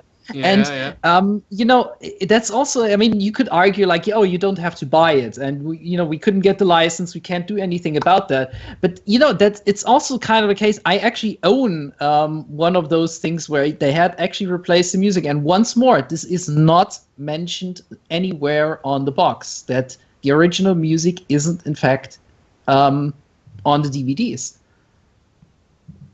You can argue about that this isn't like the same thing, and it really isn't. But you know, it's really like, you know, I think they're always trying to push like how far can we push the developer? It's an erosion of what you're getting as a consumer, really. Yeah. Because, well, I mean, for me, it hits on a deeper level because to me, it's just sort of a shock that like, oh, I can never play this at all if I want to, or just, I mean, in some games, I may not be that interested in the gameplay, but like a lot of MMOs, I might be curious what the world looks like, or if it had a good soundtrack or something. And no, that's all just being destroyed. I mean, I think it's probably not on the same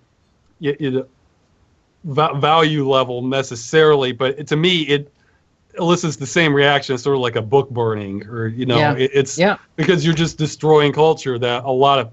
I'm sure the devs aren't happy about it either, because they can't show that to anyone in the future. Yeah, I worked on this game. You can never play it. There's some blurry YouTube video of it. Somebody, but they don't show the good parts though. Yeah, it's really. I think you said that yourself when in your game dungeon from what was it, The Last Stand, when you said like all you can think about is the day they shut off the servers and you can't play it anymore. It's real. Like I play such a game. It's the same thing with the Secret World. Like I play this game and I go through this world and I look at everything and like I have it in the back of my head is like I have to enjoy it while I can. I have to enjoy it while I can. It's not gonna be there forever anymore. Put itself up for sale, and I mean you can't guarantee that you're gonna be able to play the game if you're doing that with your company. You know, the rights holder may not care about that particular property. You know, I mean, whoever ends up buying it. So. But it is. It's that horrible feeling that it's if it's got mainly online functionality now, it always used to be, or it always used to feel like it was a case of, oh, you can play this online, or you can only play this online. That's fine. That's cool. But if a company has almost sole creative control over the servers and the service that it's offering, then you kind of have this, like I said, that little cynical voice in the back of your head that sort of goes, it's not going to be there forever. It's not going to be there forever. And they're taking money for it. You know, it's a new precedent that pretty much no one wants except the, I guess, shareholders of the company. Yeah. And even then, I doubt they care that much. It's just that there's no incentive for them to not do it yet, anyway. Yet. Because the developers, of course, they don't want this. The consumers obviously don't want this. You know, it's become the culture, and that's the problem. We just need more people to actually give a crap about this happening, and that is I think the core problem about this. Well, somebody. I mean, it's, I mean, on the other end of the spectrum, you have stuff like GOG, which is the ideal situation, no DRM at all. Yeah, I'm not even that extreme with it because I can understand why companies have DRM, but at the same time, to have nothing on the other end, where the game's gonna, DRM should not have to be a death sentence. That's not. I guess that's what. And some isn't, but a lot. It's happening more and more. That's why it's driving me crazy, and it's starting to affect games I really am interested in. Yeah. So I mean, I can't see there could be DRM functionality that could actually work. I mean, they could basically implement a DRM check that only works 5 years after the game is actually released. They don't even need to patch it out. They just need to I put it see. on the disc. You know, if like a game comes out 2020, so the game doesn't check it anymore if it's 2025. And don't tell me like, oh yeah, they could users could change the PC clock. That actually doesn't work that well anymore nowadays. If you just change your PC I'm clock. sure there's ways to hack. I mean, again, Yeah, I mean, of some of course, this stuff sure, is but- more theoretical than others because Yeah. most single player games where it's just a DRM thing and it's not, they have the content stored on the server itself.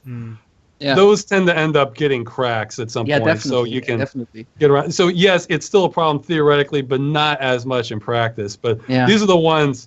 These games never got pirated, never got cracked, and now nobody can play them ever again. Yeah. Yeah. Yeah. But what you mentioned would be a wonderful compromise. Like actually, I think Warcraft 3 was like that. When it came out, it had a pretty stringent CD check on it. But a few years later, they added a patch which just removed that because I guess they figured it wasn't as urgent an issue. Which I mean, I would love that. I think that would be a great compromise. So that way, they really stop piracy dead in its tracks in the early life, in the early part of its life, but then later the game's not lost to oblivion once you know. That's a really good idea. Once the hype period has ended for the game and people Then they can take a little more risk with it still getting it will still get preserved. Yes, it does open it up more to piracy, but if they've got, I think that's a good trade-off. You know, but for the last 6 months, you've just made like $13 million off of it. That sort of thing. Which no, because I'm all for it stopping piracy. At the beginning, but it's that. See, that's just it. We're not getting anything out of this as gamers. You know, we're getting the limitations, and then that's it. We get. I think somebody else said, you know, they get shot and dumped into a ditch after that. So. But I mean, it's not like the DRM is actually hurting, is actually preventing the piracy. It always ends up just hurting the no, customer. this stuff actually it is. Yeah, if it's really like the stuff where they keep it. Yeah. I mean, I think even big profile games that are just online only, or what about free to play games? We're not really worried about piracy on those, you know? Yeah. But to see them shut down, it's a different story. Yeah, but for free to play, it really depends on why do they do it in the first place with the DRM. I mean, I don't know. Sometimes it's again because there's no forward thinking and there's no incentive except for diehard developers. Yeah. So, and it's the path of least resistance, which I'd really like to change. Yeah. You always got to be kind of iffy with that stuff because it's a big gray area when you start doing with people sort of trying to backwards engineer games and that kind of thing. I mean, a couple months after The Witness came out, Jonathan Blow, I heard that he made some thing saying that he might have to start going only into or looking into DRM because people were pirating the game all over the place. So there's that big gray area that you're dealing with all of that. I understand for sometimes, like, if it's not available anywhere and it doesn't work with anything, but legally, it's not always the greatest option. What's not the greatest option legally? To try to do, like, cracks and piracy. No. Yeah, that's just... We're not advocating it by any means. That's a Band-Aid. That's just a sign something's wrong, really. I mean, it's... No, I'm just saying, once you start trying to fix things that no longer work, you tend to go into the gray area where things stop being as legal. See, that's why I'm really looking forward more than anything because, again, this used to happen in games I wasn't that interested in, and I still didn't like it, but it wasn't enough of a big of an issue to me personally. But I mean, look, Battleforge, I definitely want. It wasn't my all-time favorite, but I definitely wanted to play the game before it went down, and same with Darksaber. And Need for Speed World, and there's plenty of others now. Like this, I mean, The Division. I might want to at least check that out at some point. You know, maybe a few years from now for me. But in a few years from now, You know, is Yeah. that Yeah. still going to be there? Is it still going to be, you know, the hot topic? Yeah, but that's the thing. Well, but this practice is spreading. It's not declining. So if I'd like to, yes, trying to fix this has already happened to a game and its budget's kind of gone and it's kind of dwindling. That's a real hard battle to fight, and I'm not sure that's one that's winnable, really. But to try to get this as even talked about as part of the design process, because this is part of the design from the beginning, then it's much more manageable. Yeah. And again, people can argue about cost, but again, making fire exits are an additional cost too. You know, it's something we need to have, whether the companies like it or not, if they're taking money. You know, if it's a free game that just somebody put out, okay, you know, that's not really an enforceable situation, I don't think.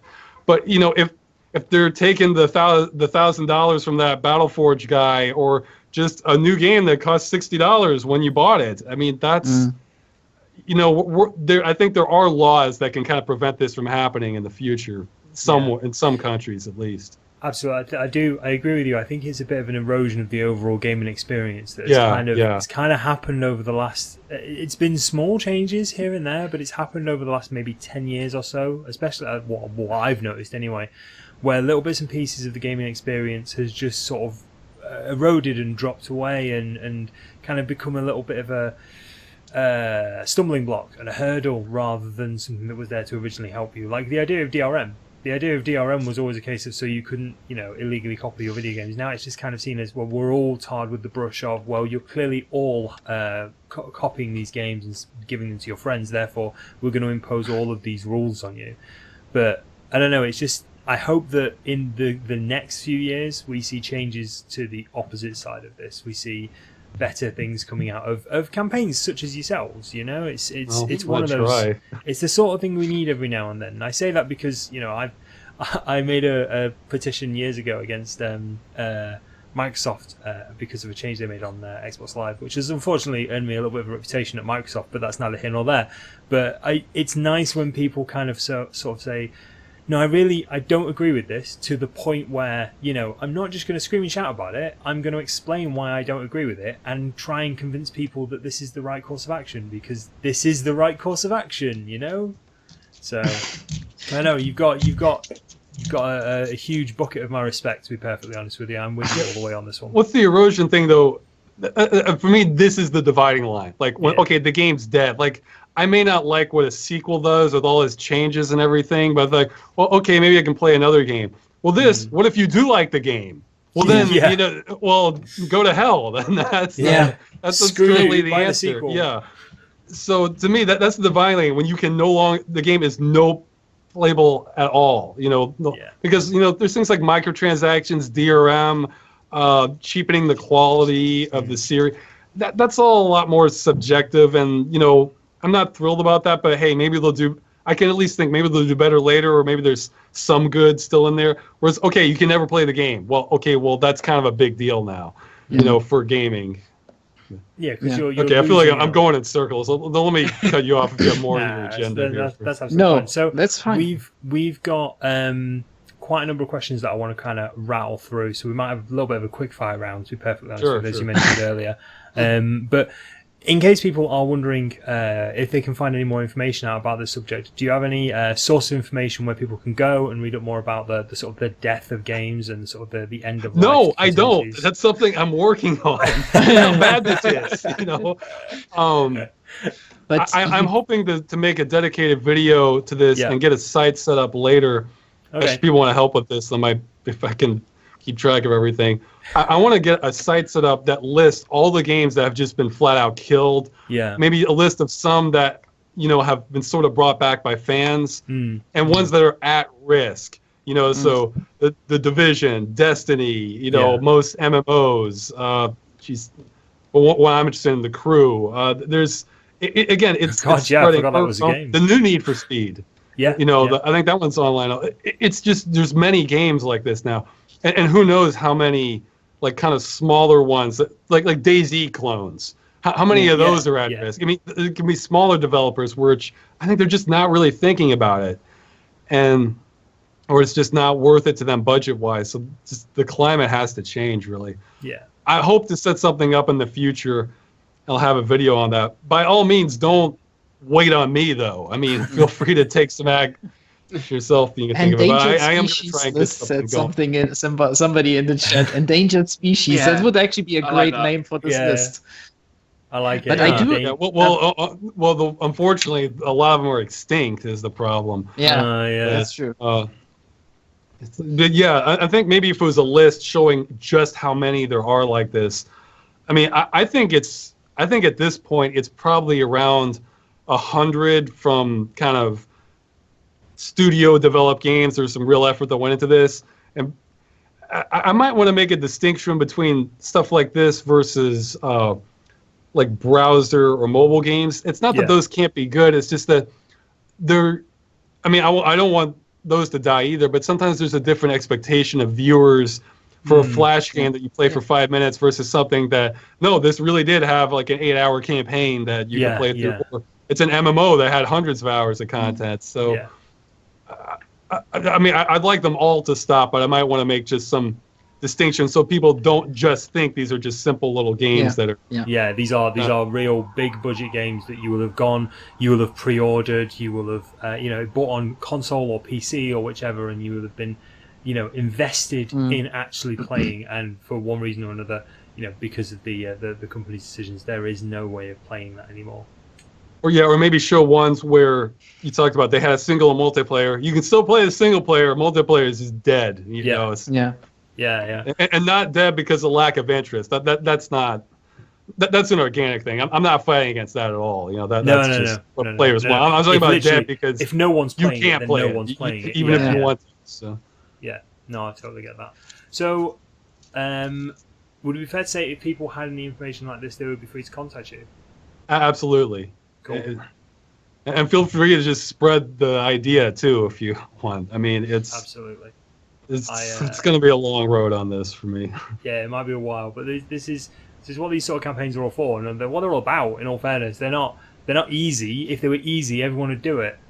But well, I was hoping somebody else would, but nobody seems to be. Well, don't worry about it. We will get all the information together on any descriptions. I myself personally sort of. I do also remember that for your Darkspore video, you made this call to contact EA and send them letters. That's still going on, right? Do you want to plug that a little bit? In fact, since then I've actually found one viewer has found probable emails of the executives. I'm a little hesitant because sometimes the names might be really similar. So I don't want to flood some employee at EA, but I may try and contact them on my own, and then if they prove to be positives, then I'll release it. Like I made a call. I made a call to try to contact executives. This is bigger than Electronic Arts, but I picked them as an example because, at the time they were shutting down Darkspore, to try and contact them at the place of business, not the individuals personally, but just, the vice president here. Because there's a process to this, well, just to try to get their attention, because I get the feeling there's not nearly enough attention on this for my taste. I mean, the games are still getting killed, and more structured in this way are being made. It's accelerating, if anything. So. But no, I have not heard anything back from that yet. Many people did send letters. I'm worried it's all just going to go to some secretary, then that never even reaches the person. It's probably still worth sending it. And that's the problem with one-way communication. You don't know what is happening. So if anybody has any ideas how to get this changed, by all means, let me know. It's outbursts on Twitter. I found always work well. Yeah, but the Twitter is like a fast-burning flare. It lights up to a shitstorm, but eventually it gets nothing done. That's usually how it's gonna end on social media. That's the problem. Yeah, sometimes I've seen it go well. People get angry, then they move on to the next thing. Let's all boycott. We talked a lot about this. On that. Yeah. What can you do? But for this letter sending to EA, that your YouTube video about Darkspore would be the best way to go about that, right? All right, then I'm gonna Absolutely. post Look the up video. Ross's Game Dungeon Darkspawn. It's kind of long though. I mean, it's about 30 minutes. But I'm gonna I post. felt like this I had to do it justice Okay. because I wasn't going to get another chance to show it. So It's a very I'm interesting also- video. That was one of the other ones I watched before, just preparing for the show, and Yeah. it was very interesting. Yeah, Yeah. Like, you make a most of the lot game of good dungeons points. are less dramatic than that. I try to keep them more fun, and like I hate ones like that where it's just I can't ignore it. You know, Yeah. it just brings out a reaction at it. But most of the game dungeons are just sort of fun to watch. Yeah. So this Yeah. is your Like the serious quarantine episode. one. Yeah. Okay, cool. So we've got a number of questions still sort of hanging Yeah, around sure. in chat. So I'm going to try and rattle through these. We've asked that one. Any popular games that you simply couldn't get into? Simbazite says, Ross, I'm not sure if that question was asked previously, but what would be your perfect game? Perfect. I don't know if there's any one perfect one. I made a video about a year ago, my top 25 most anticipated games, and there were even more. There were even runner-ups on that. In fact, you talked about some of them in earlier GOGcast. Because Project Zomboid was high on the list. Yep. Yeah, Um, great game. it depends because Project Zomboid, like I love the idea of like a fleshed out zombie survival sim, but I also had The Crew, which was I love like open world scenic driving games. That's another thing I liked. I really like the idea of that. I played the beta of that, and I really like the idea of it, but I never got into the full release. I don't know why. I've bought it, but I still need to play it because the performance is a little rough. But that's another one that's at risk. That's why I'm getting so worked up about this because, like, oh no, that no other driving games has modeled the entire USA to drive across. Yeah, the perspective of having like a really huge country, basically. Yeah, well, like I mean, look how almost. popular Euro Truck Simulator's been. Yeah, so. yeah. Yes. Yeah. Yes. And I'd play that. but you know, there's other, or I tend to like kind of really atmospheric kind of Super Metroid clones, or so there's no one perfect game for me. It's just there'll be different themes I tend to like. So I guess look at that video if you want to see ideas of the sort of the perfect game. Yeah. Cool. Excellent stuff. Heliocentrical is back again by saying, Ross, Writes a what's lot your in my opinion? forums. What's your opinion on Gothic? What did Gothic give you that Morrowind did not? It felt more real in terms of like the narrative. I don't know. I like Gothic, where there's so many games where you're the chosen one. Gothic. It's like fresh fish out of prison. Where okay, well, welcome to the colony. Bam, and they knock you out, and then there'll be characters that say, okay, yeah, you shouldn't go up that hill because it's really dangerous up that road. And in most RPGs, of course you're gonna go there. No, you go there in Gothic, they're gonna tear you apart. They're not joking. You're dead if you go up there. And or one thing, there'd just be so many little things. Like I wandered into somebody's shack in this shanty town around the castle.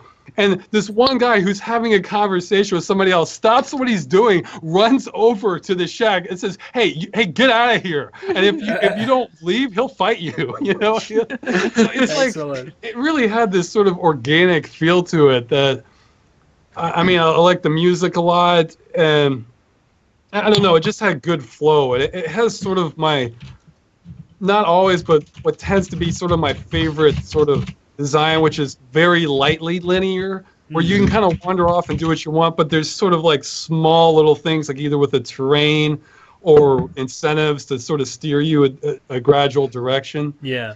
So, and Morrowind kind of felt, Oblivion kind of felt a little more, I guess, sort of clinical for me. I didn't get into the characters as much, and the stuff I could do lots of different things, but it sort of just felt like it felt more like a program. Like I guess I got lost less inside of it.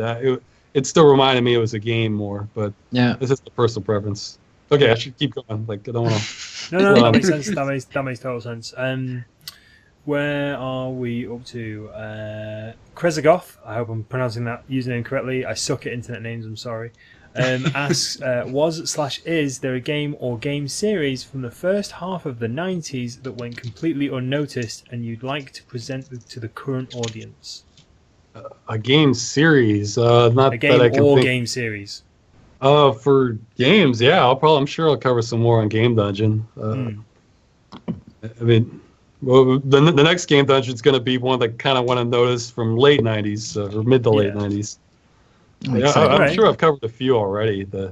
I think Eternum was like that, you know. Yeah. Okay, cool. Hopefully that has answered your question. Let's have a quick look. Peanut Butter People, one of my favourite people in chat. Wherever I see this name pop up, it always makes me smile. Asks, will we ever see Newcomer from the Commodore 64 era, I believe, in Game Dungeon? I don't know that one, but so I have to maybe. I mean, Oh, there you go. there's just thousands upon thousands of Commodore 64 games. Yeah. You know, it's sure not- it's a they're not all possibility. I great have to either. check it out. So. Yeah. Most Let's of them be- weren't, in my experience. Let's be honest. Yeah, they weren't all fantastic. Well, I feel like it's more like you don't know what you're gonna get. You might get something really interesting and creative, or flawed, or you might just get junk. I mean, Commodore 64, there's just the limits between the low and the high are just massive. I mean, it's just the full spectrum, you know. Okay, so There was no Nintendo seal of quality on that. Yeah, that's true. But then they did things you never saw anywhere else too. So That's it's- true. This That's is, true. yeah, that is very Night true. Shift. Yeah, absolutely. Yeah, That it's, needs a remake. yeah. Today, this is kind of like where the indies come in. They do all that stuff that Seeing that more now. you know. That's kind of like, yeah, kind of like a little bit like a renaissance of that old age where Oh, basically it's great everything now. was There's so many games. I yeah, mean, yeah. it's made me really picky, actually. What was the name of that That's game? true. Think I actually really, I mean, there's also- Chaos Wizard Battles start. What? Sorry, Pieman? and I'm he- sorry, and everyone around. I keep thinking nobody's talking, ended up talking over everybody. Oh, I'm really sorry about that. That's okay. But I was saying, I think Chaos Wizard Battles, I think is what it was called, started on the Commodore, and it last year just got a remake called Chaos Reborn. It's really freaking cool, and you can buy it on GOG.com. But I never played the original one. But you know that's my Commodore knowledge to you. That's all I got. No, but That's what I meant in terms of Renaissance was that they kind of like, you know, those indie developers kind of like, hey, let's do this again because, you know, this kind of like gameplay mechanic, or let's make a game deliberately in pixel art. You know, okay, a lot of indie games do that nowadays, but also like, you know, hey, what about we do a first-person shooter where you have like these old fake walls again that hide secrets? You know, nothing. Where, you know, the mainstream market, they wouldn't do games like that anymore, but they bring back these principles where you have games where you really don't know what to expect anymore. I mean, you of had course, games that publishers decided that we're not doing that anymore, but they never really went out of style with fans or enough of a fan base to make them still profitable. Yeah. I mean, like it's great. It's great. Of course, there can be a lot of garbage in these kind of games as well. But you know, we had that in 20 years ago, and we kind of survived that as well, or almost 30 years ago. Holy shit! 30, Yeah. Oh dear. Oh my goodness! As we all now feel a little bit older, thanks so much for that memories. Yeah. So we will No move problem. Quickly on to the next question from Spletterer. I believe that's how you pronounce that name, Spletterer. Asking, Ross, will you release a trailer for your movie at any point? Yes, but once There you I'm go. getting pretty close to being done, so it's a ways off. Yeah, that makes sense. Raging Mayo, long-standing community member for GOG, asks, what is your most hated game? Hated game. Oh, I have to think about it. I mean, well, okay, this is not my most hated game, but I remember the first game that just really, really made me mad. The original Prince of Persia. I remember I got real far into it and I died. I'll cover some. I'll eventually cover some exceptionally bad games, but I mean, for a game to really hate. To hate a game, I think it has to like lure you in, you know, before it. I don't know. I'm not someone who just because if I don't like the game, I'm not even going to play it to begin with, or I'll just give up after a few minutes. But I think a hated game would have to like wrong me somehow. So, So basically, I don't know. it starts off great and then it backstabs you pretty much with something narrative or game mechanics. or Yeah, something. yeah. I had games like that. I'd have to think about it, but Yeah.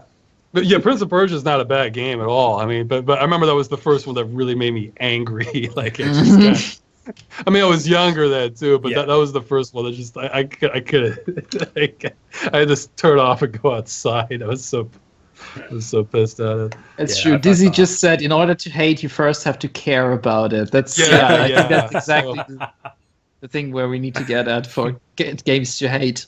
Yeah. It just shows how much we love games in order to actually feel that level of emotion. Yeah, that's absolutely true.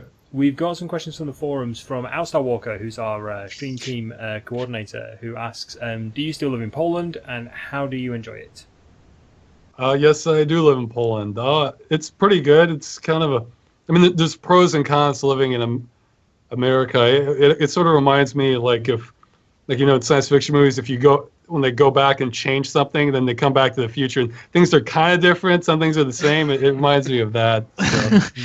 So, I guess the quick pros and cons: the food's fresher than USA, although it spoils faster too. So that kind of makes you think about what's happening in food in the USA. What's in the USA food? It's more affordable for me. Let's see. I don't have to have a car, and I mean, I've lived in periods in the USA without having a car, but I can semi-comfortably not have a car in Poland. Probably the biggest con I'd say would be air pollution is more noticeable than places I've lived. And I've lived in major cities in the USA too, like in Pittsburgh and Los Angeles at some point. So and from what I've heard, the city I'm in, it's actually one of the better ones. Like, I visited Katowice for a festival thing. It was like a cloud. Down. Well, I think part of it was there was some construction going on that was kicking up a lot of dust too, but downtown was like something out of a science fiction movie almost, because it was thick smog all over the place. Yeah. So that's one of my bigger criticisms about Poland, but lovely food, dirty air. So it's about well, in the food, it's kind of give and take too, because look, there are plenty of groceries where they have the produce out. They would probably get them shut down in the United States because they'll just have rotting food out sometimes, like with apples or onions or something. I mean, some of them are good, some of them are bad. But, I mean, it's a bit of a contrast. So. Yeah. Is the language also still a huge barrier for you, or you get? Yes, because I've just been very busy. I mean, I know lots of foods in Polish, but food. So basically, I can walk into a restaurant and have a rough idea what I'm ordering. Yeah. So that's. But I'm sadly far behind learning Polish. I can't imagine moving somewhere or working somewhere where I didn't speak the native language. I just don't. I suppose because I've never done it, it's never really come up in my life. It's about all you need. Yeah. What's that? Well, and for those wondering, I moved to Poland because my girlfriend's Polish, so she's bilingual and helps me with. Yeah, I didn't have much time to eat out at the time, and I was earning my income online, so figured why not, Yeah, absolutely. It's one of those decisions in life, isn't it? It just sort of comes along and you're sort of like, I could do this. Why not? It's a bit of a life changer. I try to live my life by the philosophy. Not 100%, but it's better to regret something you have done than haven't done. Exactly. So. Yeah. I mean, up to a point. If the consequences are so high, like the rest of your life is effectively ruined for or at least many years, then maybe don't do that. But for smaller things, sure. I was gonna make a really strange joke that would have made sense on my channel, but probably would just sound really creepy on this channel. So I'll avoid it. Okay. But yeah, I appreciate that. But I think it's fair enough. Moving swiftly on. Actually, the additional questions that Outstar has asked, we've actually covered with other people's questions as well. So the only one left is Heliocentrical has asked, what's your opinion on banning Steam users? I've heard of instances where people were banned seemingly arbitrarily by Valve, and they've had hundreds of games in their library, and they've paid that they paid for that they can no longer play. But you haven't heard anything in regards to Steam accounts being restored. Are Steam games technically under a death sentence since Valve can ban you for seemingly any reason? And this isn't something I generally think of, but I think it's quite an interesting one, which is why I included it. Mm. You say that that's something you do or you don't generally think of? No, I don't generally think of it. I don't. Well, you work do this for GOG. You should. Well, guys, the DRM side of things, yes, but like the banning users, like my sort of fear of the contingency of a service is if that service goes away, not if that service is taken away. I think it's totally a legitimate concern. I mean, I'm not getting paid anything to say this, but whenever possible, I do try to get a game from GOG if the same thing's on Steam if I can, because I know I don't have to worry about it if something did happen to my account or something went down. You have the game then. Yeah. I wouldn't say all games on Steam are a death sentence because there's even Steam emulators out right now for. I mean, that doesn't mean you can just download any game, but it means if you have your game files, you can someone's hack it together in order to run it offline. Yeah. For a game that you can run offline. Yeah, it's a stop for it essentially. I think it's an awful precedent. I mean, Steam sort of gets away with it because they do many other things right, and they were kind of first on the scene with the digital distribution. Honestly, again, this is not an endorsement from now and forever because companies can always change, but GOG seems to do everything right as far as that because, you can download the game. Yeah, geez, they offer refund if you can't get the game working and go through the technical support. Yeah. Once you download the game, that's it. You have the game. You burn that onto a CD. Yeah. If your account's hacked, fine. You still have your game. That really, in a perfect world, that would be the standard. And unfortunately, we're in the one where we're trying to, I'm trying to get games to not die. I've always thought, how in science fiction stories they talk about like an alternate universe or alternate Earth. If there's any truth to that, I feel like we're the alternate. We're not the source.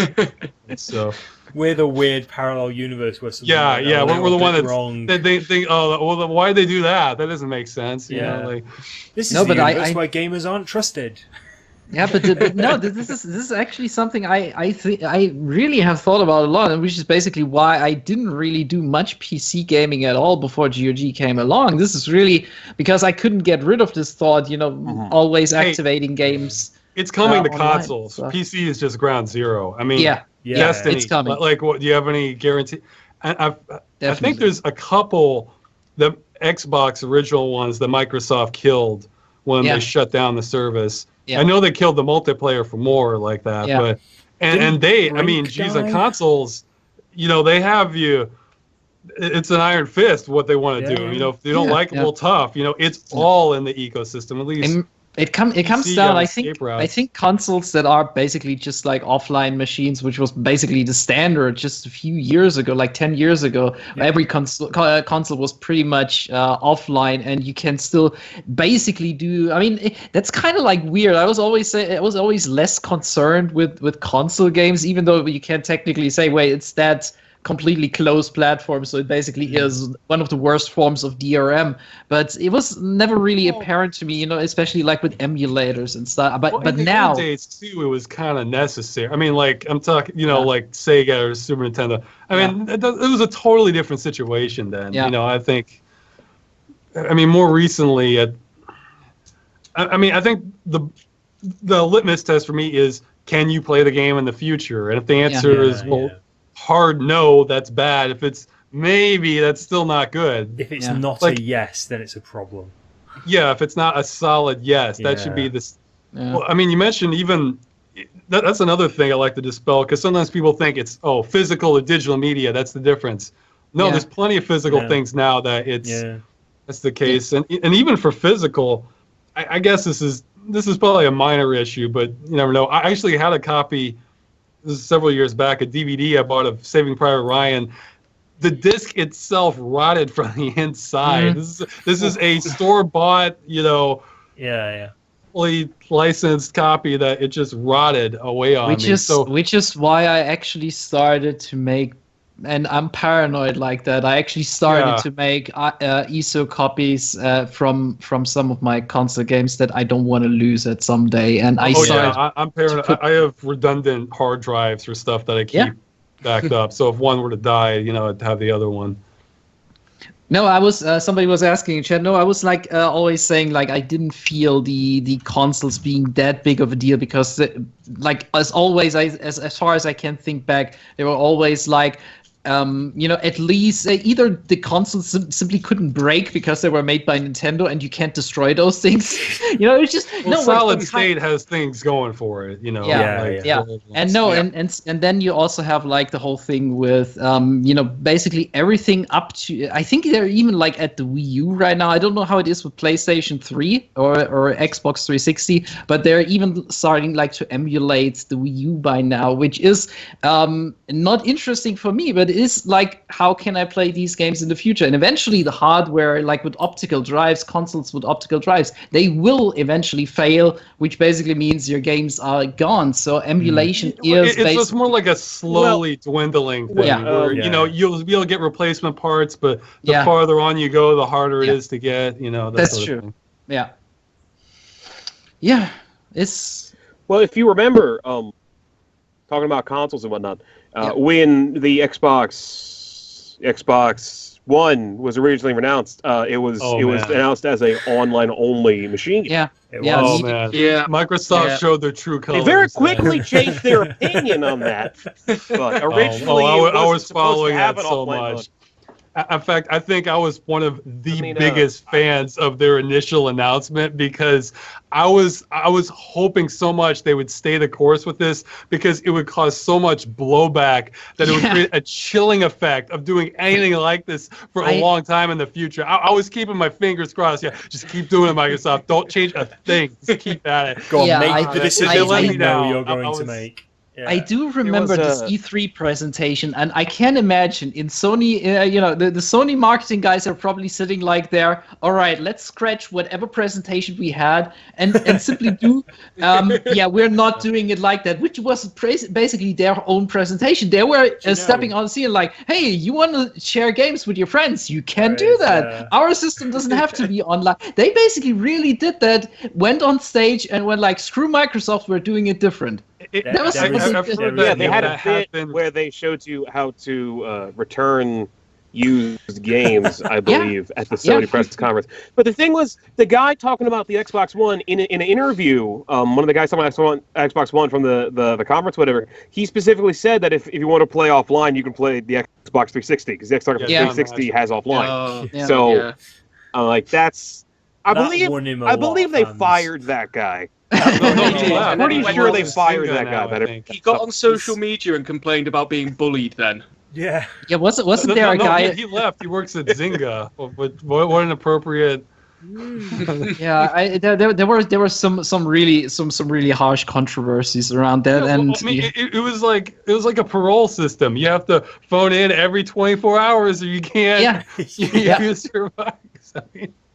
Yeah, and somebody said, I think on Twitter, was like, yeah, but I live in a town where internet is like really unreliable, and somebody apparently working at Microsoft, and was Adam Orr, or what's his name? Adam Orr. Adam Orr, exactly. Who said like he was making like a. It's not clear if he was being sarcastic or not, but if you didn't know that, it looked really bad. You don't make those comments on social media. Yeah, like why would you want to live in such a town or something like that? It's something along the lines of, well, you can always move. Yeah.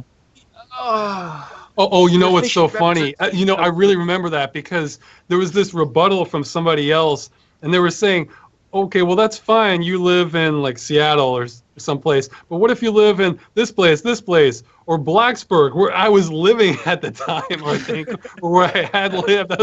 I just laughed so much. Yeah, I saw they're using where I was living as like the example of what if it's not so great? Yeah. But it would have really been great if they would have stuck with that and really, you know. It would have been a chilling effect for the industry, I think, if they had done that.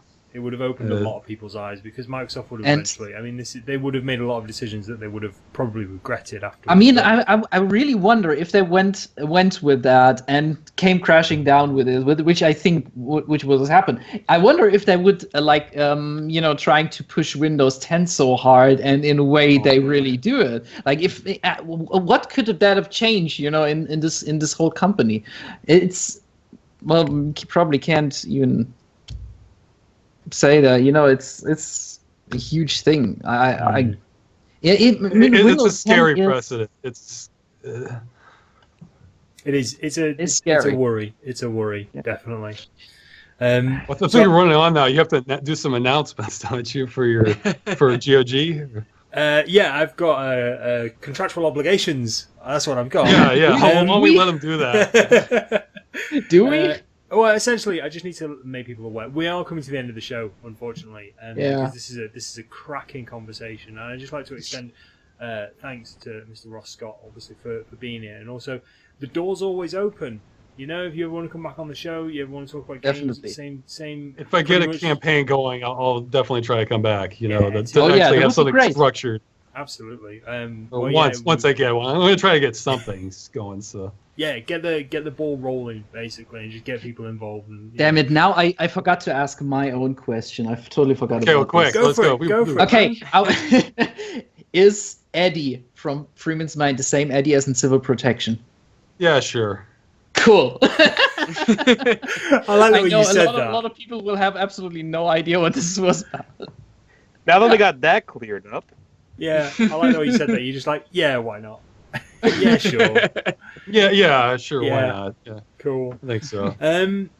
So I just need to make people aware, basically, of what's been released this week on GOG. So we've got games like Oxenfree, Deadbolt, Sheltered, and Dying Light, the following Enhanced Edition. Now, Dying Light following Enhanced Edition, if you wanted to watch the release stream that we did of it recently, you can go and check out the video on demand, and also you can go and check out Darksaber2k's stream of it earlier today. I believe it was earlier today, is that correct?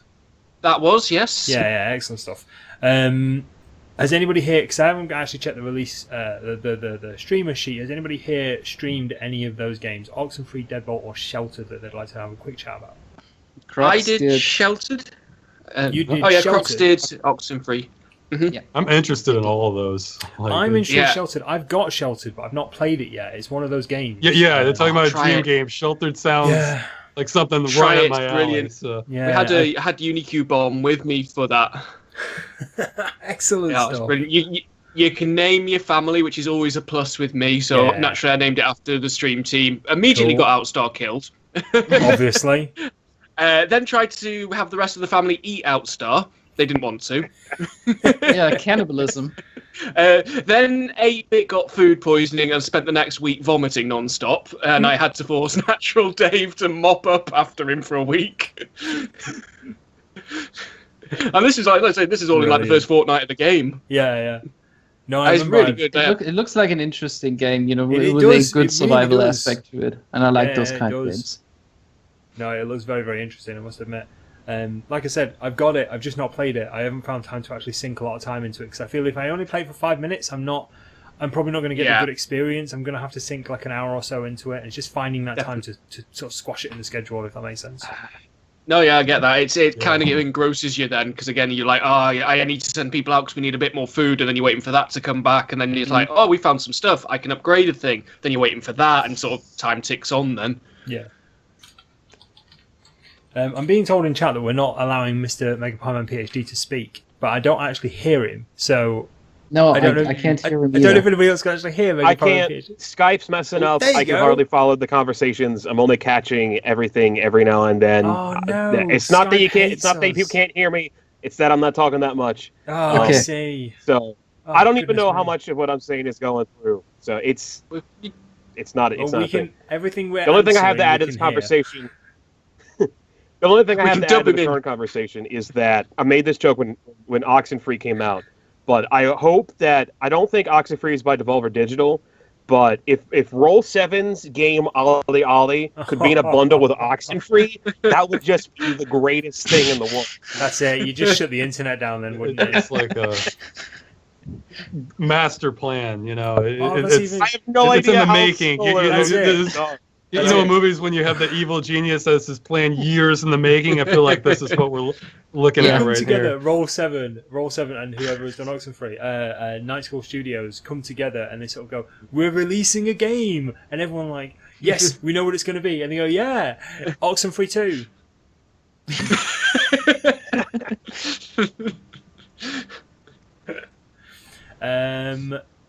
We have a comment from chat basically saying, tell Ross that he has to hire MegapiemanPHD to voice acting in his movie. So Ross, hire Oh, man. MegapiemanPHD. Well, he's gonna to have voice rough act. competition because he sounds a lot like Fred, who's a friend of mine, who's in some of the Civil Protection videos. Is one of the side characters. So it'll be rough to have two characters who sound pretty similar voice actors. There you go.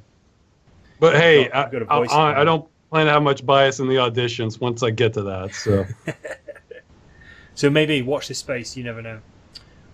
But I think that's about it. To be perfectly honest with you, for the show, quick update in regards to StreamTeam. Natural Dave joined us recently. We also have a guest streamer, Toxicoid, who has not officially joined us yet, but has done a guest stream. More news on that hopefully next week.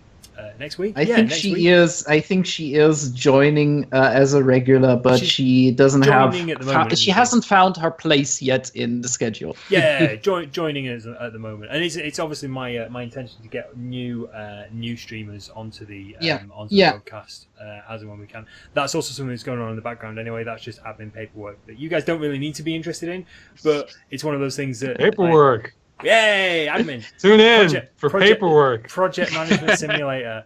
But it's more a case of letting you guys know that that sort of stuff is in hand. It's not being ignored or anything like that. We are actually working on it. But that's about it, really.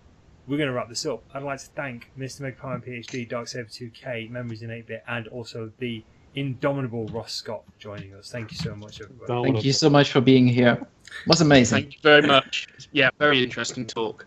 It was Sure, thanks for having me. absolutely fantastic to have you all on. This is probably one of the most interesting GOGCasts we've had. Lot of in discussion regards as to- well. There's been some deep conversations in this one in regards to games. I'm really pleased with it. Yeah. For audio only listeners or YouTube listeners, check out all the information in the description or wherever it is on SoundCloud. I'll pop it in as a comment, and we'll have all of the contact information for Mr. Scott. So that you can get in contact with him for any games that you fear might be suffering from this almost death-like state where the game that you've purchased may not be playable anymore or be at risk. So then we can start making people more aware of that, because it is important, because games matter at the end of the day. They are a form of media and they matter, and this sort of stuff, if it doesn't go unchecked, then it becomes commonplace, and we don't really want that. So yeah, that's about it. Don't forget to tune in next week. Same GOG time, same GOG channel.